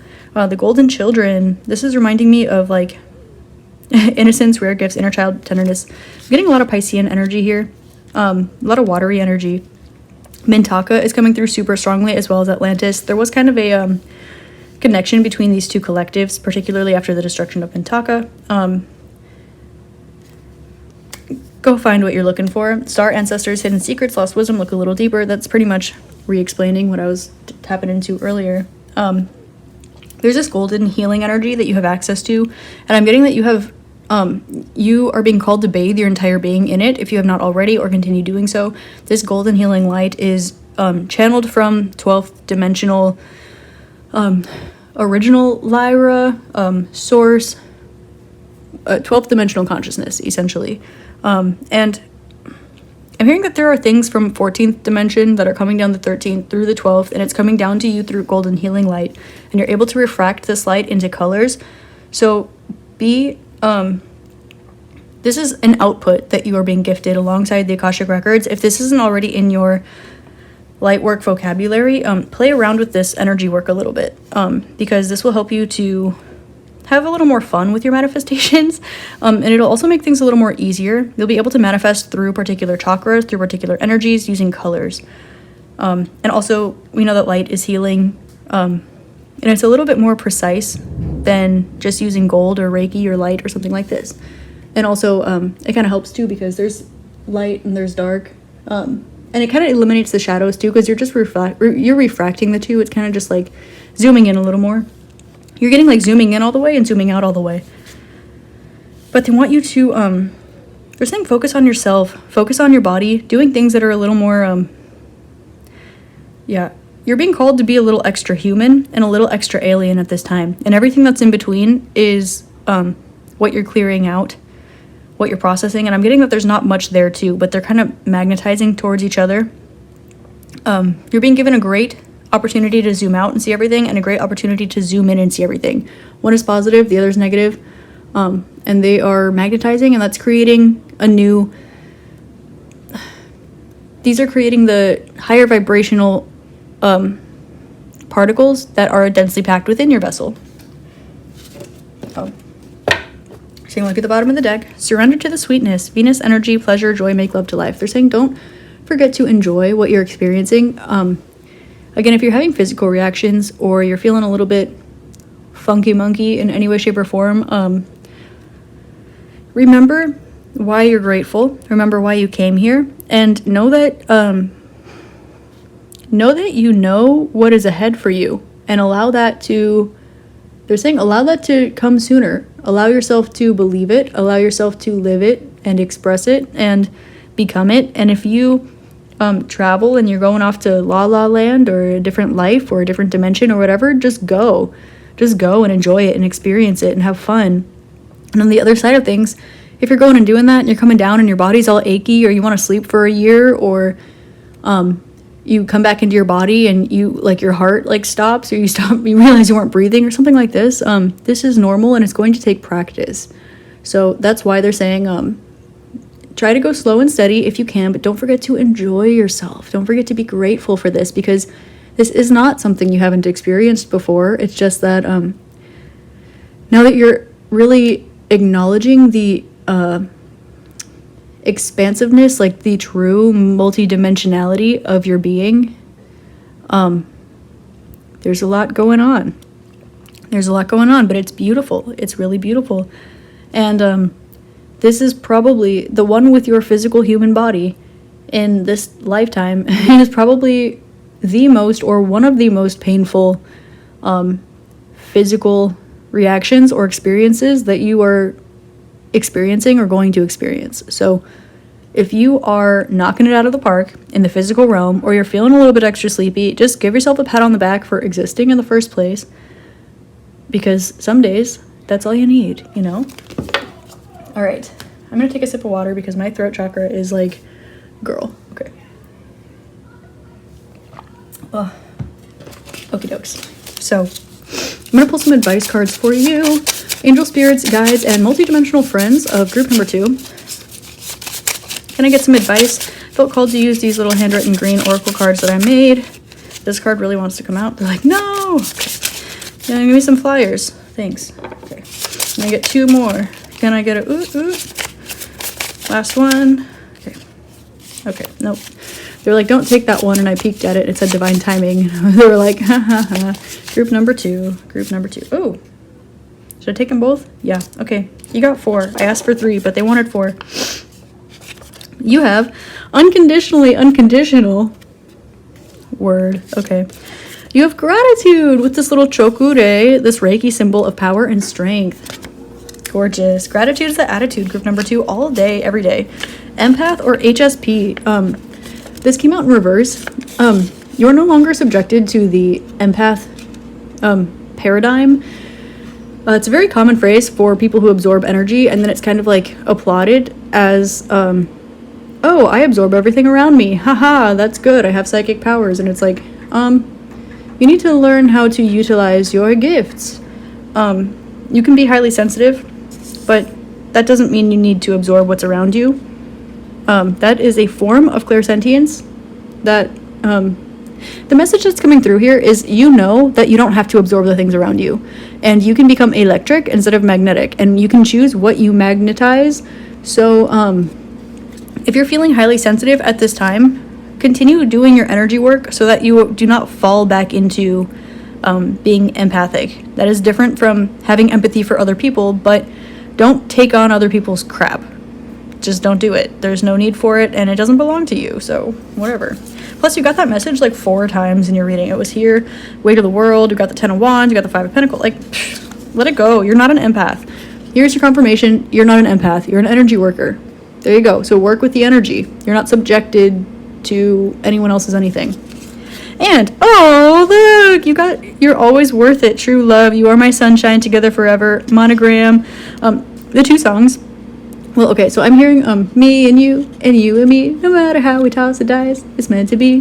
What is it? Happy together. I can see. So that song came out while I pulled the card, and then while I was writing this, the song that was in my head was I'd like to add his initials to my monogram.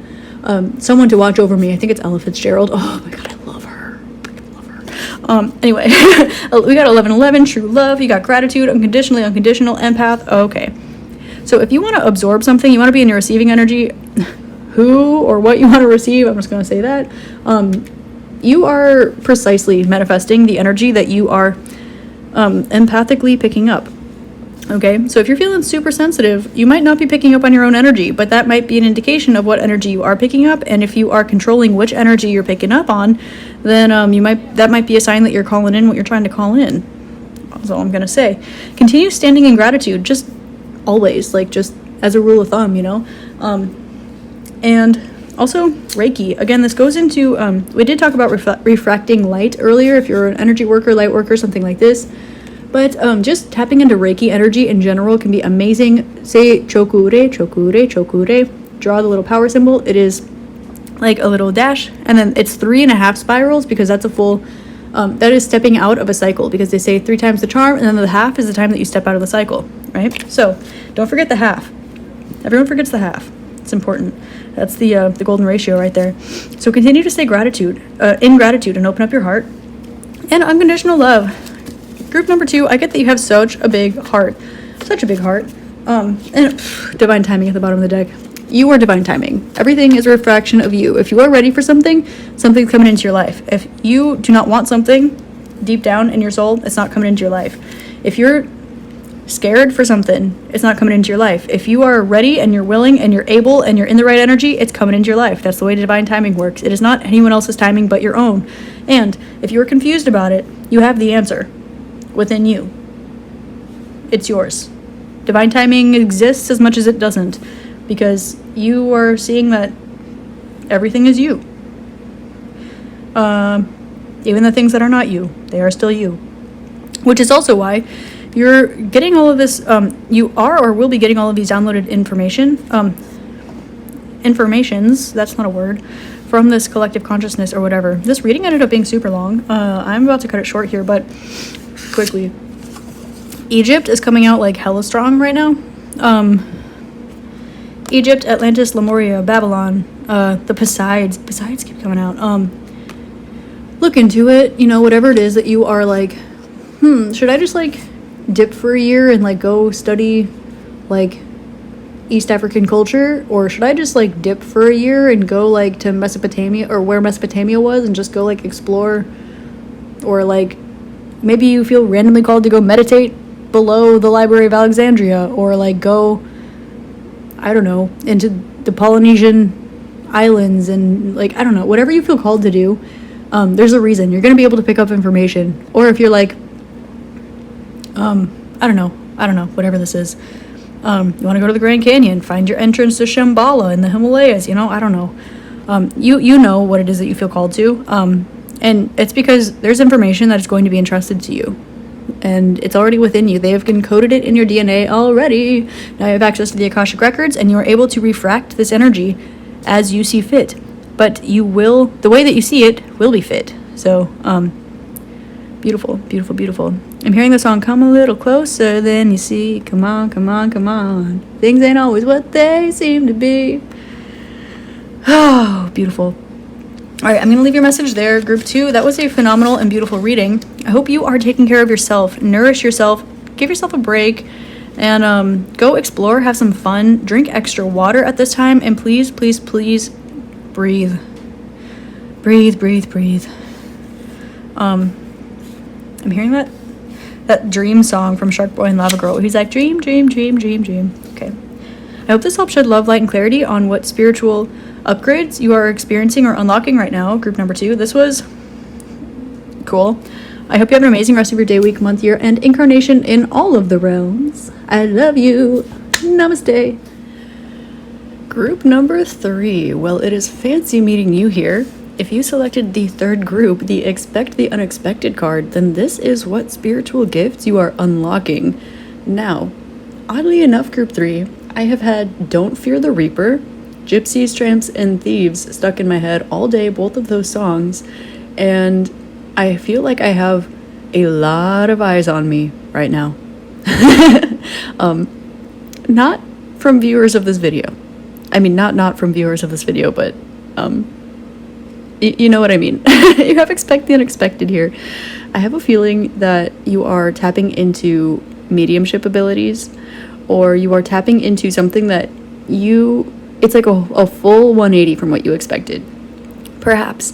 Maybe you are used to working, maybe you are a light worker, and you are starting to channel lower entities, but through love and light, from a safe and protected perspective. Maybe you are connecting with deities that you did not expect. Necronomicon is coming to mind. Be careful if you're out there working with those entities. Things like the Tibetan Book of the Dead, Buckland's Book of Spirit Communication, Necronomicon, and also ancient Egypt is coming to mind. I'm also hearing Sekhmet in my head, and Lilith. So whatever you are unlocking, group number 3, you are to expect the unexpected, but expect it to go well. Expect it to go well. There's an energy of you standing in your that dark femme energy, but not just that. You can be a man, you can be a woman, it can be light femme, dark mask, you know. It can be a perfect balance of both. But what you're stepping into right now, this is really a light and dark duality. But there's something about your sense of self and you loving a part of yourself. Maybe you are cracking open parts of yourself that you have never fully worn outside on your being.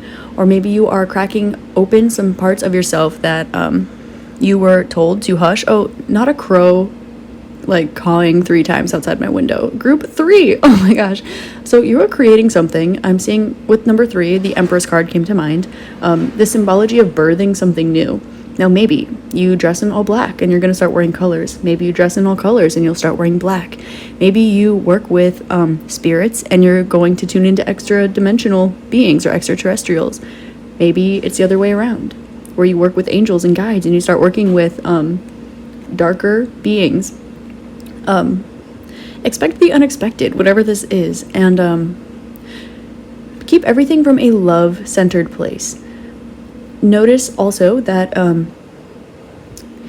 if beings, I feel called to tell you, if beings are coming to you because they recognize that you are able to tap into this, and they're asking you for help, you are not obligated to help them. And you also do not need to spend a ton of time trying to figure something out, give them the street name of who they're trying to connect with, or show them anything or help them figure anything out. You can always say, oh, light, love, gratitude, this way, and it will always lead them in the right direction no matter what. You might end up picking up things for them on their behalf, but that is for them, that is not for you. And that is only if you feel so inclined. It is just like people, you know, if you heal yourself and people come up to you and they're like, how do you do that? You know, you are under no obligation to do someone else's work for them. It's the same thing. These are conscious beings, just like you are, and that's all there is to it. So whether they resonate or present themselves to you as light or dark or anything in between, there is no such thing as harmful, and every light side has a dark side, which is why I'm being called again to Sekhmet and Lilith. Now, we all know Lilith is quite a badass, and Sekhmet too. So there's a little bit of, let me just see what comes up, because you're definitely expecting the unexpected, but you're standing in your power in a new way. Like, you're stepping in your power in an unexpected way. For you, even. But it's something that when you look back, you're like, oh, yeah, that makes sense. So let's see. This could have to do with something, maybe you experienced this energy in your childhood, in a past life, or maybe it's something that's kind of always been there, and you feel a little bit,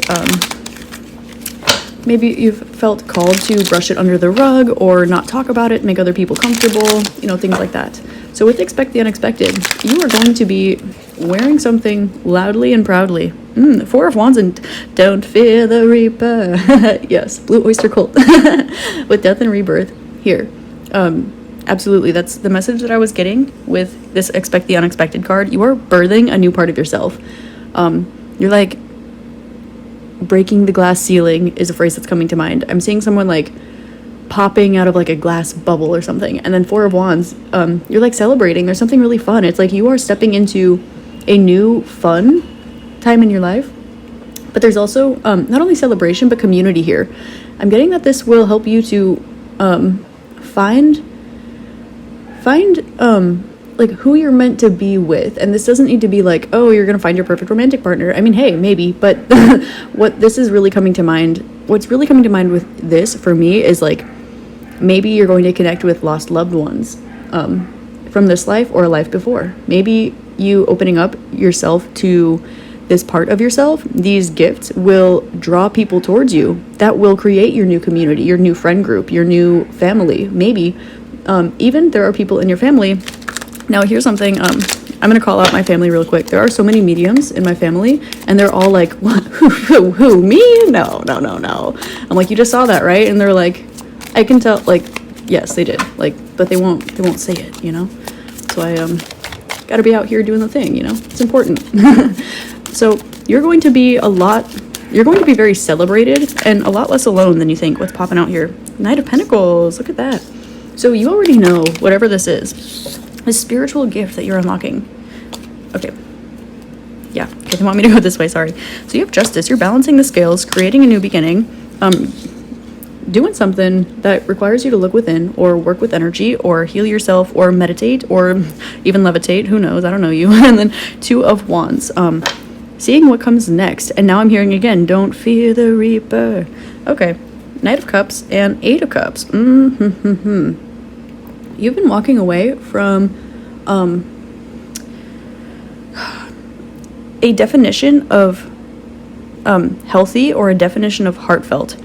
Now, I'm hearing rejection is protection, but sometimes rejection is dejection. And there's, rejection is protection very much in a spiritual way, and it is because it guides you down your path to walk towards the light and everything. But sometimes if there is something that we're taught to brush under the rug about ourselves, it needs to like crystallize and pressurize within us until it cracks open, like this Ace of Cups that's popping out here.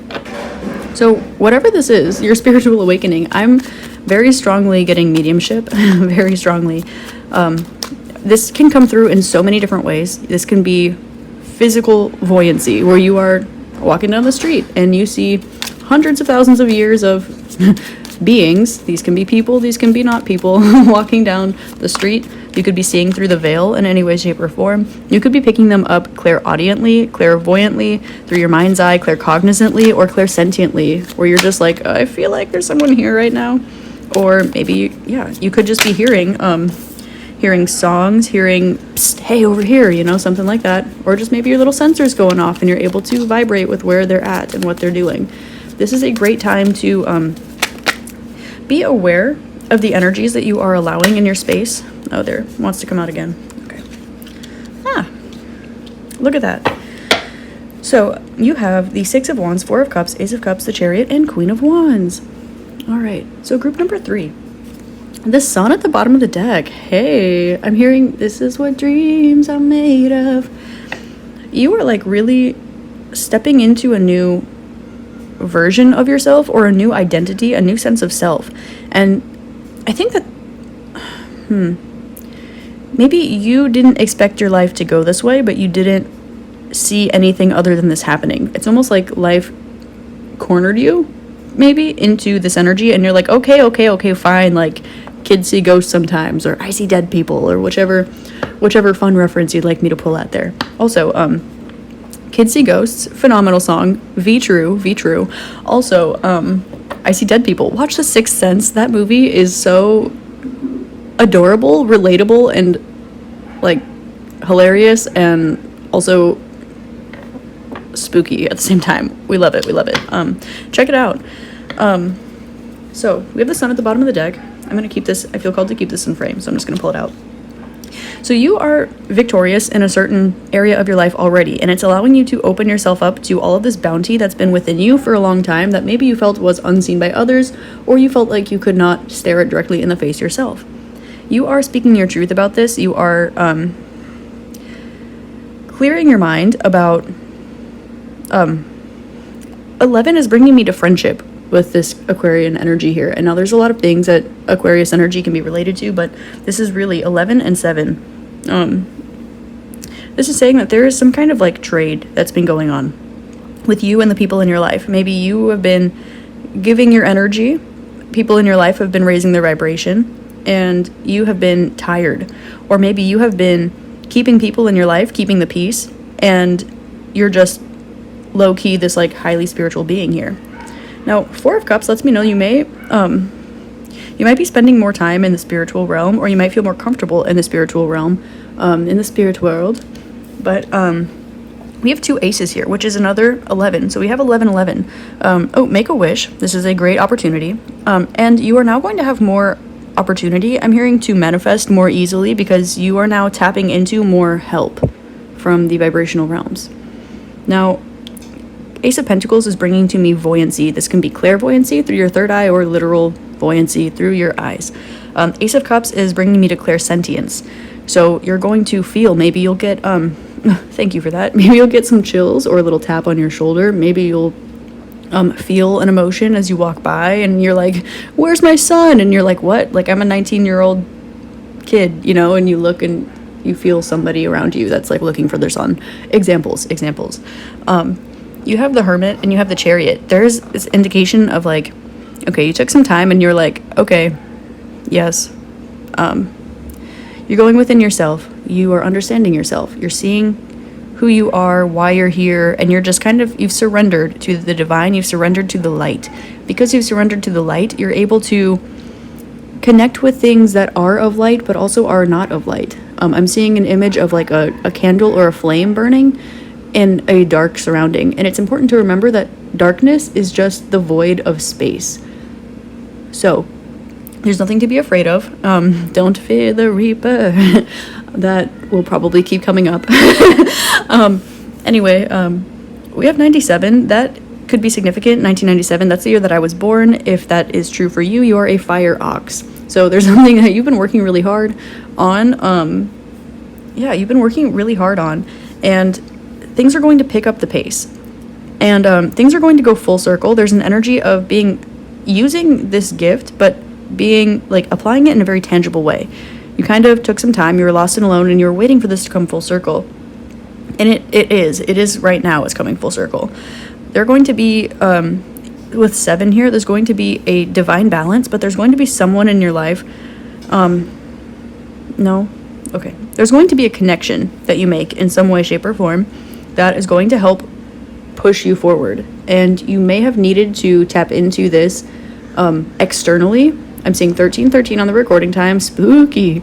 So you will need to have tapped into this and wearing it on your sleeve, like wearing this ability on your sleeve in order for you to come full circle in this area. Queen of Wands, this is my seance card.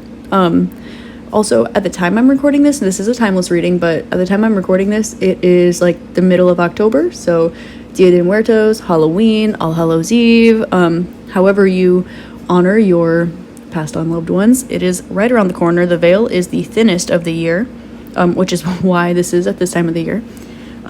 So there's an indication that you are allowing yourself to feel more, but you're also allowing yourself to play more. And through this, you're not taking yourself so seriously. You're not taking your success, your victory so seriously. You know what you want, and you're running towards it. You know you're supported in it. And you're realizing that just because you are not alone in seeing the things that you're seeing, but if you're seeing something that other people can't see, that gives you a leg up. There's this perspective switch that needed to also, I'll say, crack open again. That phrase keeps coming to mind. I keep seeing someone like hatching out of an egg. So, let's see, we have, I almost said 11d4 here. They're like, sorry, I'm not used to speaking in words. It's like a phrase that just, gosh, okay. Let me recenter my energy. Give me a second. Because I can channel, but there are a lot around me. So give me, okay, 11:4. There are a lot of angels and passed on loved ones around you at this time, and your daily routine has been perfected. You're not supposed to worry too much about what is going on because you already have all the abundance that you need you are grounding it, you're feeling your manifestations. They're coming in, which is why you're being called to make a wish, because right now you can manifest anything that you want. I'm also seeing 12 a lot. And this kind of indicates that you are closing out a cycle, but you're also, I'm hearing Don't Fear the Reaper again. Oh my gosh. It's like so loud. Your subconscious is coming to the forefront. So this is a great time to keep a dream journal. This is a great time to meditate a little extra. It's a great time to paint all those weird kind of otherworldly trippy things that you're experiencing in any way, shape, or form. Write, journal, paint, draw, automatic channel, whatever. When at the time that you're watching this, there is some sort of, it's either a transit applying to your chart. It could be like the veil is thinner. It could be 4 o'clock in the morning, for example. It could be Halloween. It could be just at a time where like Pluto or Lilith is really strongly aspecting your chart, or where you're just really coming into a spiritual awakening right now. But the energy that is present right now for you is so they're saying usable. This is such a usable tool for you right now. So they really want you to dive into it and make your wish. And you're going to, I'm almost getting called back to the Akashic Records group. I think that was group number 2, where you're going to be able to tap into either different timelines, different beings, different storylines, different things like this. And you'll be able to say, do I really want this? Yes or no? Do I really resonate with this energy? Yes or no? What do you guys think?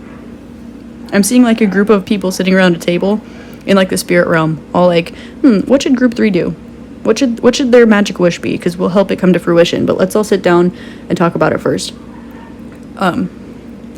There are a lot of loved ones around you at this time, and they want you to feel free. They want you to feel free to do whatever you want in the physical realm, and they want you to feel free and comfortable exploring the spiritual realm.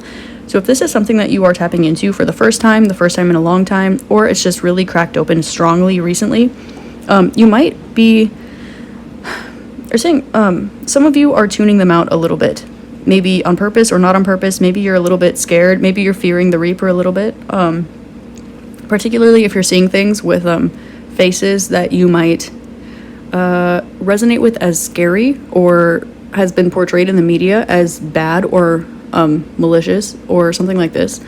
But everything and everyone is your friend. If you want everything and everyone to be your friend, nothing can hurt you unless you give it the power to do so. And nothing has the intent to hurt you. I feel very called to say that to you, particularly if you're gifted with these abilities. Even the worst, most malicious of entities will be grateful for your friendship, for your presence, for your abilities. And I don't say this to encourage you to go sniffing around. I say this so that you feel safe, so you feel protected, so you're legitimately equipped. Because you can befriend, how do I say this? There are fallen angels. Everything that is light has dark. Everything that is dark has light. And there is no exception to that rule. Therefore, there is never anything to be afraid of. That would indicate that a frequency within yourself that you can grow, hone in, work on, strengthen. And you can always ground yourself. Always keep your feet on the ground, especially if you are like out in the spirit realm or whatever you're doing any of these things. But the more that you connect in the spirit realm, the more you're going to bring this energy back into your physical life with you. So be cautious and cognizant of where you're traveling to. But also, if you're traveling to the Pleiades a lot, you might end up seeing or feeling a lot of Pleiadians around you more than usual. If you are traveling to the spirit realm just beyond the veil, and with the intention of meeting passed on loved ones or people who have once walked on the earth, earth walkers, you will see more of them in your day-to-day life. Wherever you, what is that phrase? Wherever you go, energy flows, or something like that. So whatever you set your mind to is what you are enhancing the energy of. Where your mind goes, energy flows. But same with like your consciousness, your spirit, all right? So if you make the decision to tap in with deities, for example, make sure that you are tapping into the higher self of that deity before you get to know the individual spirit behind it. And they are tied. There will be a channel, but literally every single being is on its own journey. Just like you, just like me, just like your ancestors, just like Archangel Michael. Okay, so if you usually work with the angels, you might be feeling called to work with more grounded entities, and entities are only grounded here if there is something for them to process or work through. There will be lower density energy that is tied to this realm. Titans are actually coming through for me at this time, so you might feel called to check out some of them, which will be the entities literally in the Necronomicon. But make sure that you know what you're walking into before you do. If an energy comes to you that you did not seek out, that is an indication to strengthen your energy barrier, your energy field, your aura, because you should be able to sense what's around you and then give it the option. You have the option, yes or no.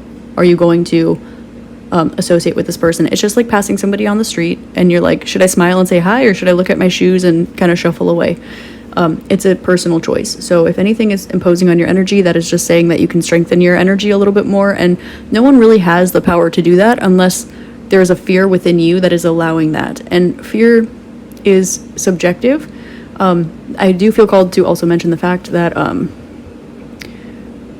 it's easy kind of to tell who can hear or see, how do I say this?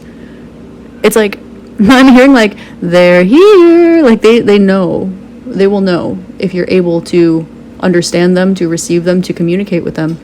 But they'll also know if your energy is open and receptive, if it's selective, if it has a filter. I highly recommend doing some energy work and setting a vibrational filter. You can say, I want like this vibration and high, or I would like to experience things clairaudiently, or I would like to only communicate with the highest vibrational self of that being, or something like this. You can set little energetic filters, and the more you practice setting this, the stronger the filtration system will be. It's kind of like when you burn herbs or something, or you cleanse your space or something like this, and you open up the door, you open up the window, but you still have that screen there. So that can be very important too. Also, I feel called to tell you, you might find it beneficial to practice sigils at this time. This doesn't need to be always protective. You can use like chokure, like the Reiki power strength symbol. You can use like the 7-pointed star. That's amazing for spiritual communication. You can use a pentagram. That is great for grounding. Notice that the upward pentagram, like you can, just kidding, not on this deck. The up facing pentagram, like this is activating of energy. This is masculine, right? This is to the right. This is masculine. This is action oriented, activating. Upside down, this is receptive. It is to the left, it is feminine, right? So you can utilize it in that way. The more you can dissolve your idea of good versus bad, or right versus wrong, or I shouldn't be doing this, or is this not normal, anything like that. The more you can let go of the brain chatter, the more your objective experience will be able to come through. A message that's coming through strongly right now is okay, they're saying open up my hands. Okay, so you need to be receptive to these energies, and don't be afraid to tap into your higher self, or a past life version of yourself, or there's a part of yourself, if you are accessing this, there is a part of yourself somewhere, somehow, someplace that is comfortable dealing with these energies and is also professional at it. It knows exactly what it's doing and how to deal with this. It knows how to set your boundaries. It knows which guides to call in for extra help. It knows these entities already that are coming towards you, because it has access to the Akashic records and everywhere you've ever been. It even has access to other lives where you have also experienced and mastered these abilities. So you have full jurisdiction of that part of yourself. It is part of you. You can tap into that and ask for that version of you to come through and deal with this energy. And you will start to resonate with this energy more and more and more. It's like when you stretch, you show up once, you're not going, like if you show up once trying to get the splits, you're not going to have the splits the first time. But if you show up a little bit every day or a couple times a week for a little prolonged period of time, eventually you're going to get to where you want to be. It's the same exact thing. You can't maybe you can hold a plank for 5 minutes on the first try, but that's phenomenal. Wherever you're at is what I'm saying. Wherever you're at, there's always somewhere you can be more comfortable doing something that might seem uncomfortable at first, but acknowledge where your uncomfortability comes from. Tune into the part of yourself that does not have that and allow it to permeate within you. Allow yourself to vibrate with that version of yourself and release and cleanse and recycle anything that does not serve you. Also, know that you are totally, you might not, look, you're not going to be in control of what entities exist or are around you, but you can control which ones come into your aura. You can control which ones can be within 100 yards of you, which ones can enter your space, which ones can enter your clairaudience, clairvoyance. You can set a vibrational filter. If you want to turn it off, it will pop back open, but the more that you are able to be comfortable with this and allow yourself to just step into it, step by step, baby steps, do what you're comfortable with. Maybe you're full-blown stepping into this. Maybe you've been a medium for a long time and your skills are cracking open even further. Wherever it is, whatever aspect of this energy that you're stepping into, know that you are in control of your vibration and the things that connect to it. You are in charge of your vessel and its immediate surroundings. Always. Your aura, you can expand, you can shrink it. Don't shrink yourself if you notice things around you. Set your filter and expand yourself. You can set a 100-yard barrier around you if you want to. That's something I did for a long time before I was fully comfortable just helping Joe Schmo find his wife, or his kiddo, or speaking with other entities. But if you want to, though, this is such a beautiful experience. You can learn their name. They'll show you their story. You can find them maybe in history books. I've had beautiful, beautiful beings come to me and give me information that I have no business knowing, and they give me resources I've never heard of before, and they show me which page to turn to, and I find the name that they gave me and the year that they gave me and the story that they told me, and I'm able to look further into that, and they go, yep, that one's me. And I'm just here, oh my gosh, I feel like I want to cry, and I just got chills. Someone's like, yay, thank you for saying that. So I think that's important to validate for you guys. If there's anywhere that you feel someone's trying to get your attention, or something is trying to get your attention, and you also feel like, should I randomly open up like my Bhagavad Gita or my Egypt book, or like whatever, like a mythology book, or even just like a history book, whatever this is, there's a very precise reason. The entity's trying to talk to you, and also some things that are very helpful too is if you practice with someone you're familiar with. If you have an ancestor that is around you a lot, ask them to, well, first of all, be there and help you set a boundary, help you set your filtration system, help you to set a protective field around yourself, but also practice your skills with them. Say, hi friend, hi aunt, hi grandma, can you help me to process my clairaudiency? And then you'll hear their voice. And it'll say, oh, this is me. Oh, that one was not me. This one was me. Or here's what I'm saying. Or can you show me something? And you can practice with entities that you're familiar with. Or you can always find someone that you would like to connect to. I have some very close friends of mine who are no longer in this realm that I have never met because they passed away before I was born. But I acquired pictures of them and I wished to connect with them. And through the eyes, I've been able to access their timeless higher self, and they've been a guide for me ever since I've asked. There's some really beautiful, beautiful experiences that can come through this, and also healing as well. It's important to recognize that you have so much to provide to these entities just as much as they do for you, whether you resonate with them being light or dark or objective or crazy or phenomenal or whatever. They all just exist. They all have wants, wishes, desires. They all have happiness. They all have sadness. They all have wounds to heal or not. And that is all you're looking at. And that's really important to keep in mind when you are dealing with entities that you might resonate with as being lower vibrational. And if you feel like you need to be more careful, do. But there's a reason that you are to expect the unexpected right now. Because you might start seeing a light flicker or a light randomly swing or something. You might have your stove randomly set fire. You might feel like someone is pulling on your t-shirt trying to get your attention. You might see the eyes in a picture move and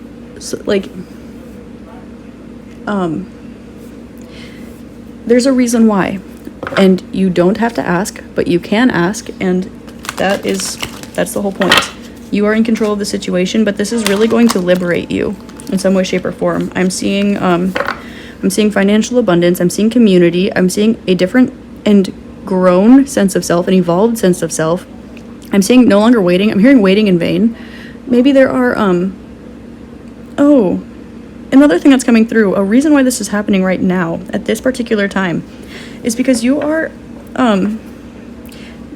to experience some of the energies that you have not yet experienced in this lifetime, in this body. And this can come in the form of like love or family or friendship or having a guru or in any way, shape, or form, or maybe just maybe it's coming into like your Lilith energy, like your bad bee energy, or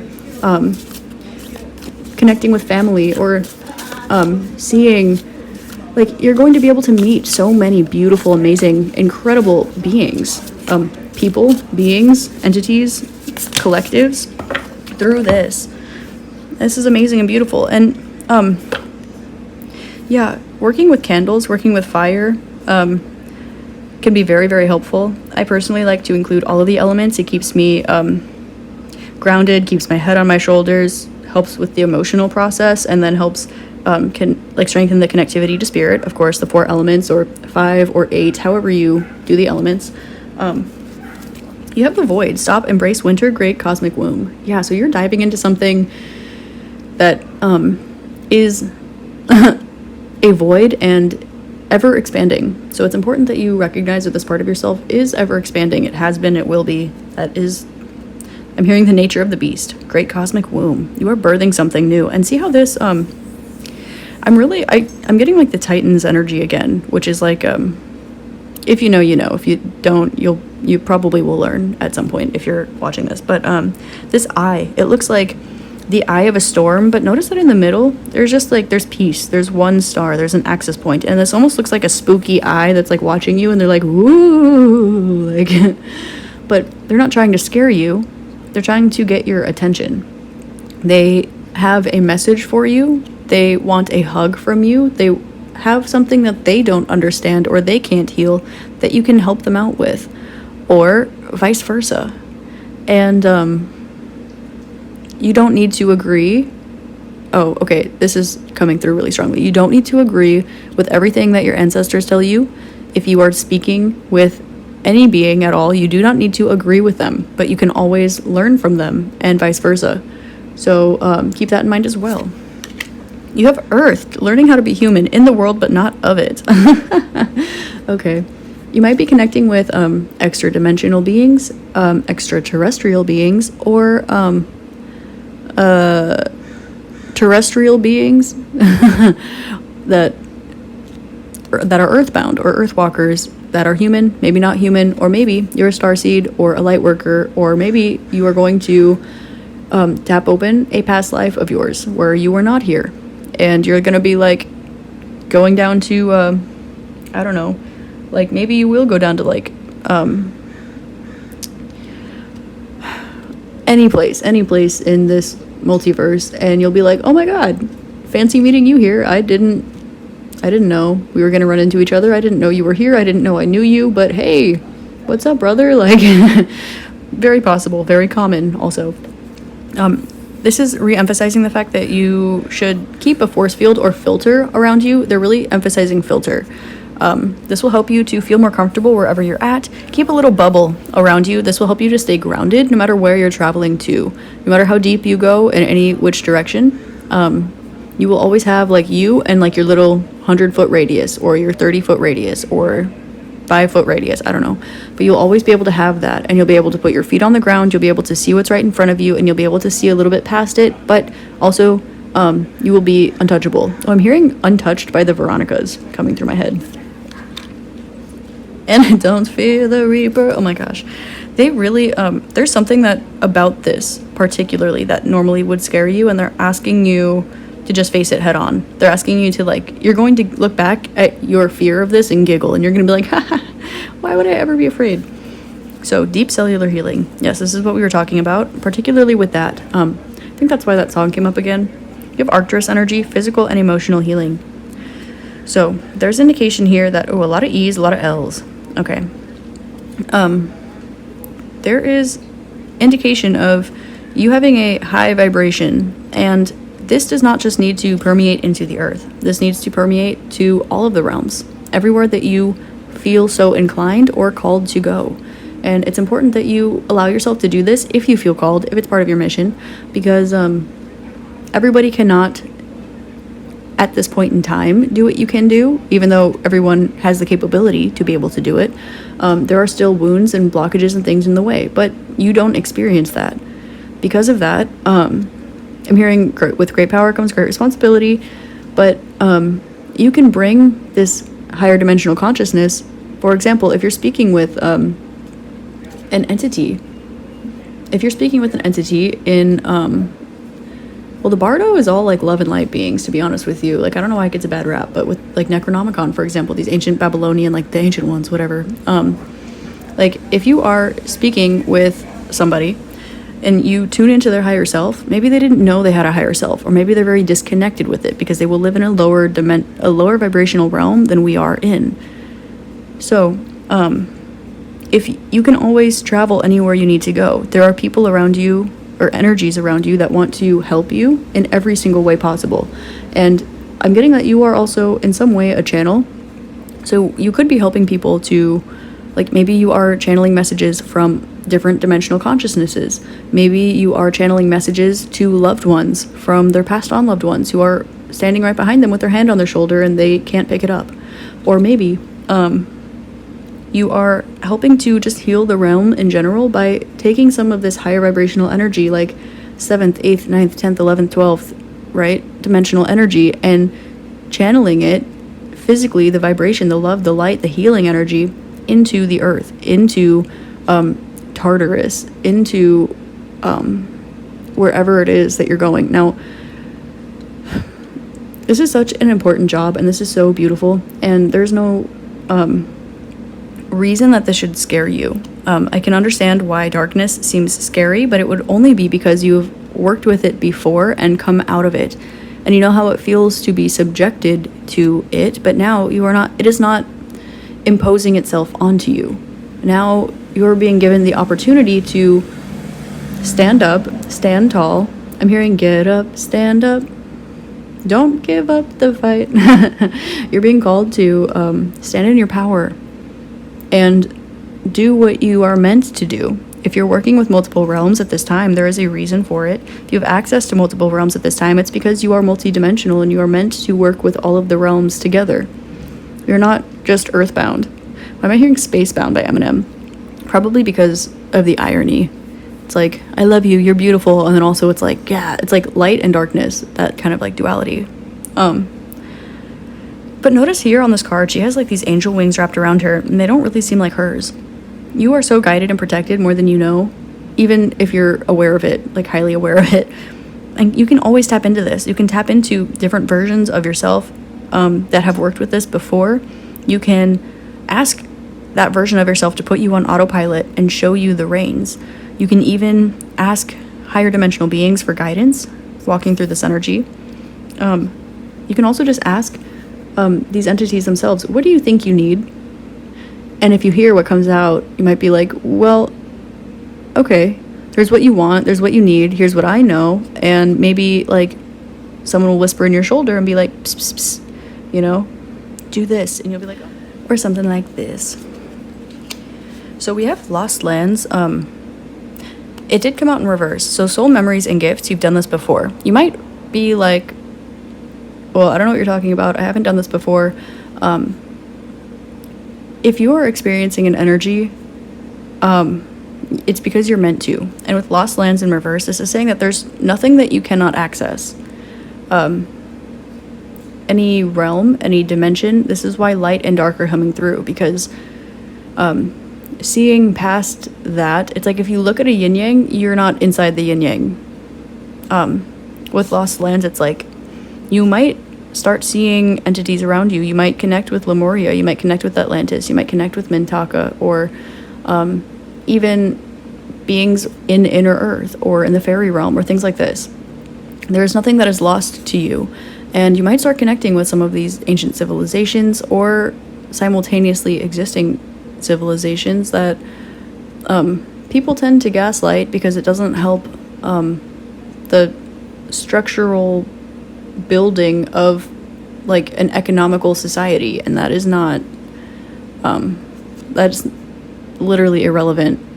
Also, remember to ground yourself, but notice that the more that you ground yourself, the less access you'll have to these things. I don't know if you've ever seen like psychic kids or anything like this, where like these kids don't have people around them with the tools to help them out, right? And so they call in somebody who had to learn on their own, usually a teenager or young adult, and they'll be like, oh yeah, I remember when that happened to me. And they'll come and they'll help them out with like the literal demon that is in their room or like the ghost that is haunting their house or something like this. And they always say hyper ground yourself, and this will take, how do I say this? This will make you less aware of the energies that are around you. So you can do that, but work with the energy also, so that you're not just like tuning it out. I feel really called to emphasize that. Don't just tune it out by grounding yourself. Set the vibration so that it doesn't happen again, or so that these things cannot come closer to you. So that send it away, or see what it wants, or do something productive. Don't just tune it out. You can tune it out and reapproach it later if you so choose. But that's something that I see a lot in like the spiritual community. They're always like, oh yeah. Just super duper ground yourself. That doesn't fix the problem. That doesn't send the message. That typically just sends your energy towards your lower 3 chakras, which is lower vibrational for you, a little bit more uncomfortable, and then creates this fear aspect of traveling again or opening up these abilities again. So grounding yourself is helpful. It is very important. You want to stay in your body, but yeah, just make sure that you are not tuning it out. Make sure that you are solving the problem. It's like taking a medicine for the symptom instead of solving the problem, right? Things always heal vibrationally, and then they'll come through your chakras, and then your emotional body, and then your mind will shift, and then it'll permeate through your body. So that is literally the cycle. Same thing with everything else. You have earth pulsing, pulse of the mother, slow down, time in nature. Yeah, go out in nature. You might find yourself feeling really called to like ground in nature, but also like connect with the spirits of the trees, connect with the spirits in the woods. If you like hanging out at graveyards, or not, you might want to dabble in that. Connect with the spirit of a waterfall, connect with the spirit of the hummingbirds that are flying around. Nature is one being. All of the Gaia and all of its living beings are as individual as they are unified. Same with everything and everyone else. Every single thing in the multiverse is one. And through this, go spend time in nature and find the individual spirits and see how they connect with everything as a whole. This will also help to eliminate that distinction between light and dark entities, good and bad entities, because there's no such thing. People can be really afraid of things with malintent, but to that entity, it's not malintent. there's a wound. Just like your friend who gossips, or like that bully you had in middle school or whatever. And I'm not saying that it's justifiable or right. I'm just saying that hurt people regardless of the realm. And if you feel called to transmute energy or communicate or transverse realms or vibrations or anything like this, there's a reason. And there's a reason why it's you, and you are not alone. And there is a whole community of people who do the same thing. And it is in very high demand, because everybody can do it, but everybody who doesn't do it has a fear wound associated with it. And we see how many people don't talk about it, whether or not they can. You'd be surprised if you ask around a little bit. I thought I was alone for a very long time, and then I started finding out, like, so many people in my family for generations have been mediums. A lot of my friends that I surrounded myself with when I was younger were mediums. And just nobody said a word. So, you never know, really. You never know. And then when you open up that floodgate and you're open about it, you wear this new sense of self proudly. You'll never know who comes to you, physically or spiritually. It'll be very beautiful. You're very beautiful, and I'm grateful that you're here. So I want to look at the bottom of the deck. Forge, don't follow. Yeah, that kind of resonates with this message here. Notice the vast difference between lush earth and vast vacuum of space. You are a bridge between realms. Many different realms. Many different realms. So pave a new path. Be the leader you wish you had. Literally. I think that's pretty self-explanatory, and that doesn't just need to be with like other mediums if you feel called for that. It can be with other gifts that you have, however you experience your mediumship, clairsentience, clairvoyance, clairaudiency. This can also be in pertaining with the actual beings that you are communicating with. You know, you can be the leader you wish you had and be like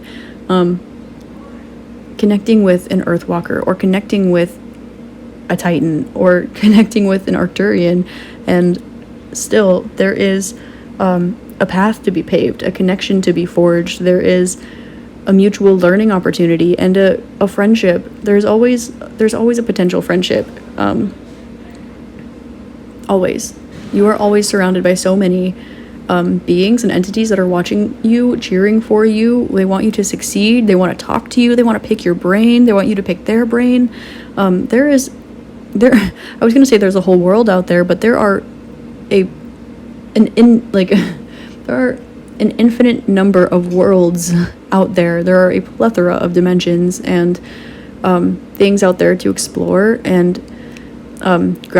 stay in your body, be barefoot, go outside, spend some time in nature, keep a rock in your pocket, crystal, something beautiful like this. But you can see anything you want. You can ask anyone any question. You can be friends with whoever you want, and they want to be friends with you. So set your little filtration system and be like, hey, who has my best interest at heart and wants to be my friend? Hey, my comfortable, regular angel spirits, guides, and ancestors, can you help to just kind of filter the ones out through my filter, anything that I may have missed, or send the ones to me that you want me to connect with, things like that. And you will have such a beautiful little like squishy, marshmallowy, I don't know why that was coming, but like buffer between you, all filled with like love and light and healing energy. And those who come before you are those who have passed your energetic barrier, your angels, your spirits, your guides, your ancestors, and your higher self.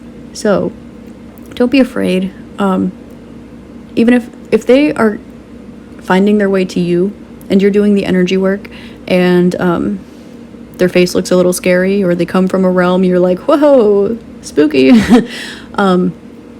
That's a connection point, and that's almost like it's like a judgment on their like on who they are, you know what I mean? Like, see them as a heart, see them as a soul, just like you would with any person or animal or plant, you know? It's the same exact thing. So just because someone looks a little different than you're used to doesn't mean you can go around judging them, you know, just because they're from like a different realm doesn't mean they don't want to be your friend, or that they don't exist. And if you can see them, I'm hearing kids see ghosts sometimes. Kids see ghosts sometimes. Again, kids see ghosts. It's like Kanye and Kid Cudi, I think. Bomb. Such a good album. Oh, what's that other song? I think it's on the same album. Oh no, it's Kanye. Oh gosh, what is it? It's like someday I will wear a starry crown. So I think you're getting your starry crown, however that resonates with you. I'm also seeing Metatron's cube, and yeah, work with your regular guides. Start with them. Ask for their names. If they're not your ancestors or passed on loved ones, ask for their names. And ask to see their face. And ask for them to speak with you or show themselves to you. Work with your own gifts in your realm that you're comfortable with. And then slowly expand this outwards if you feel the need for that in your practice.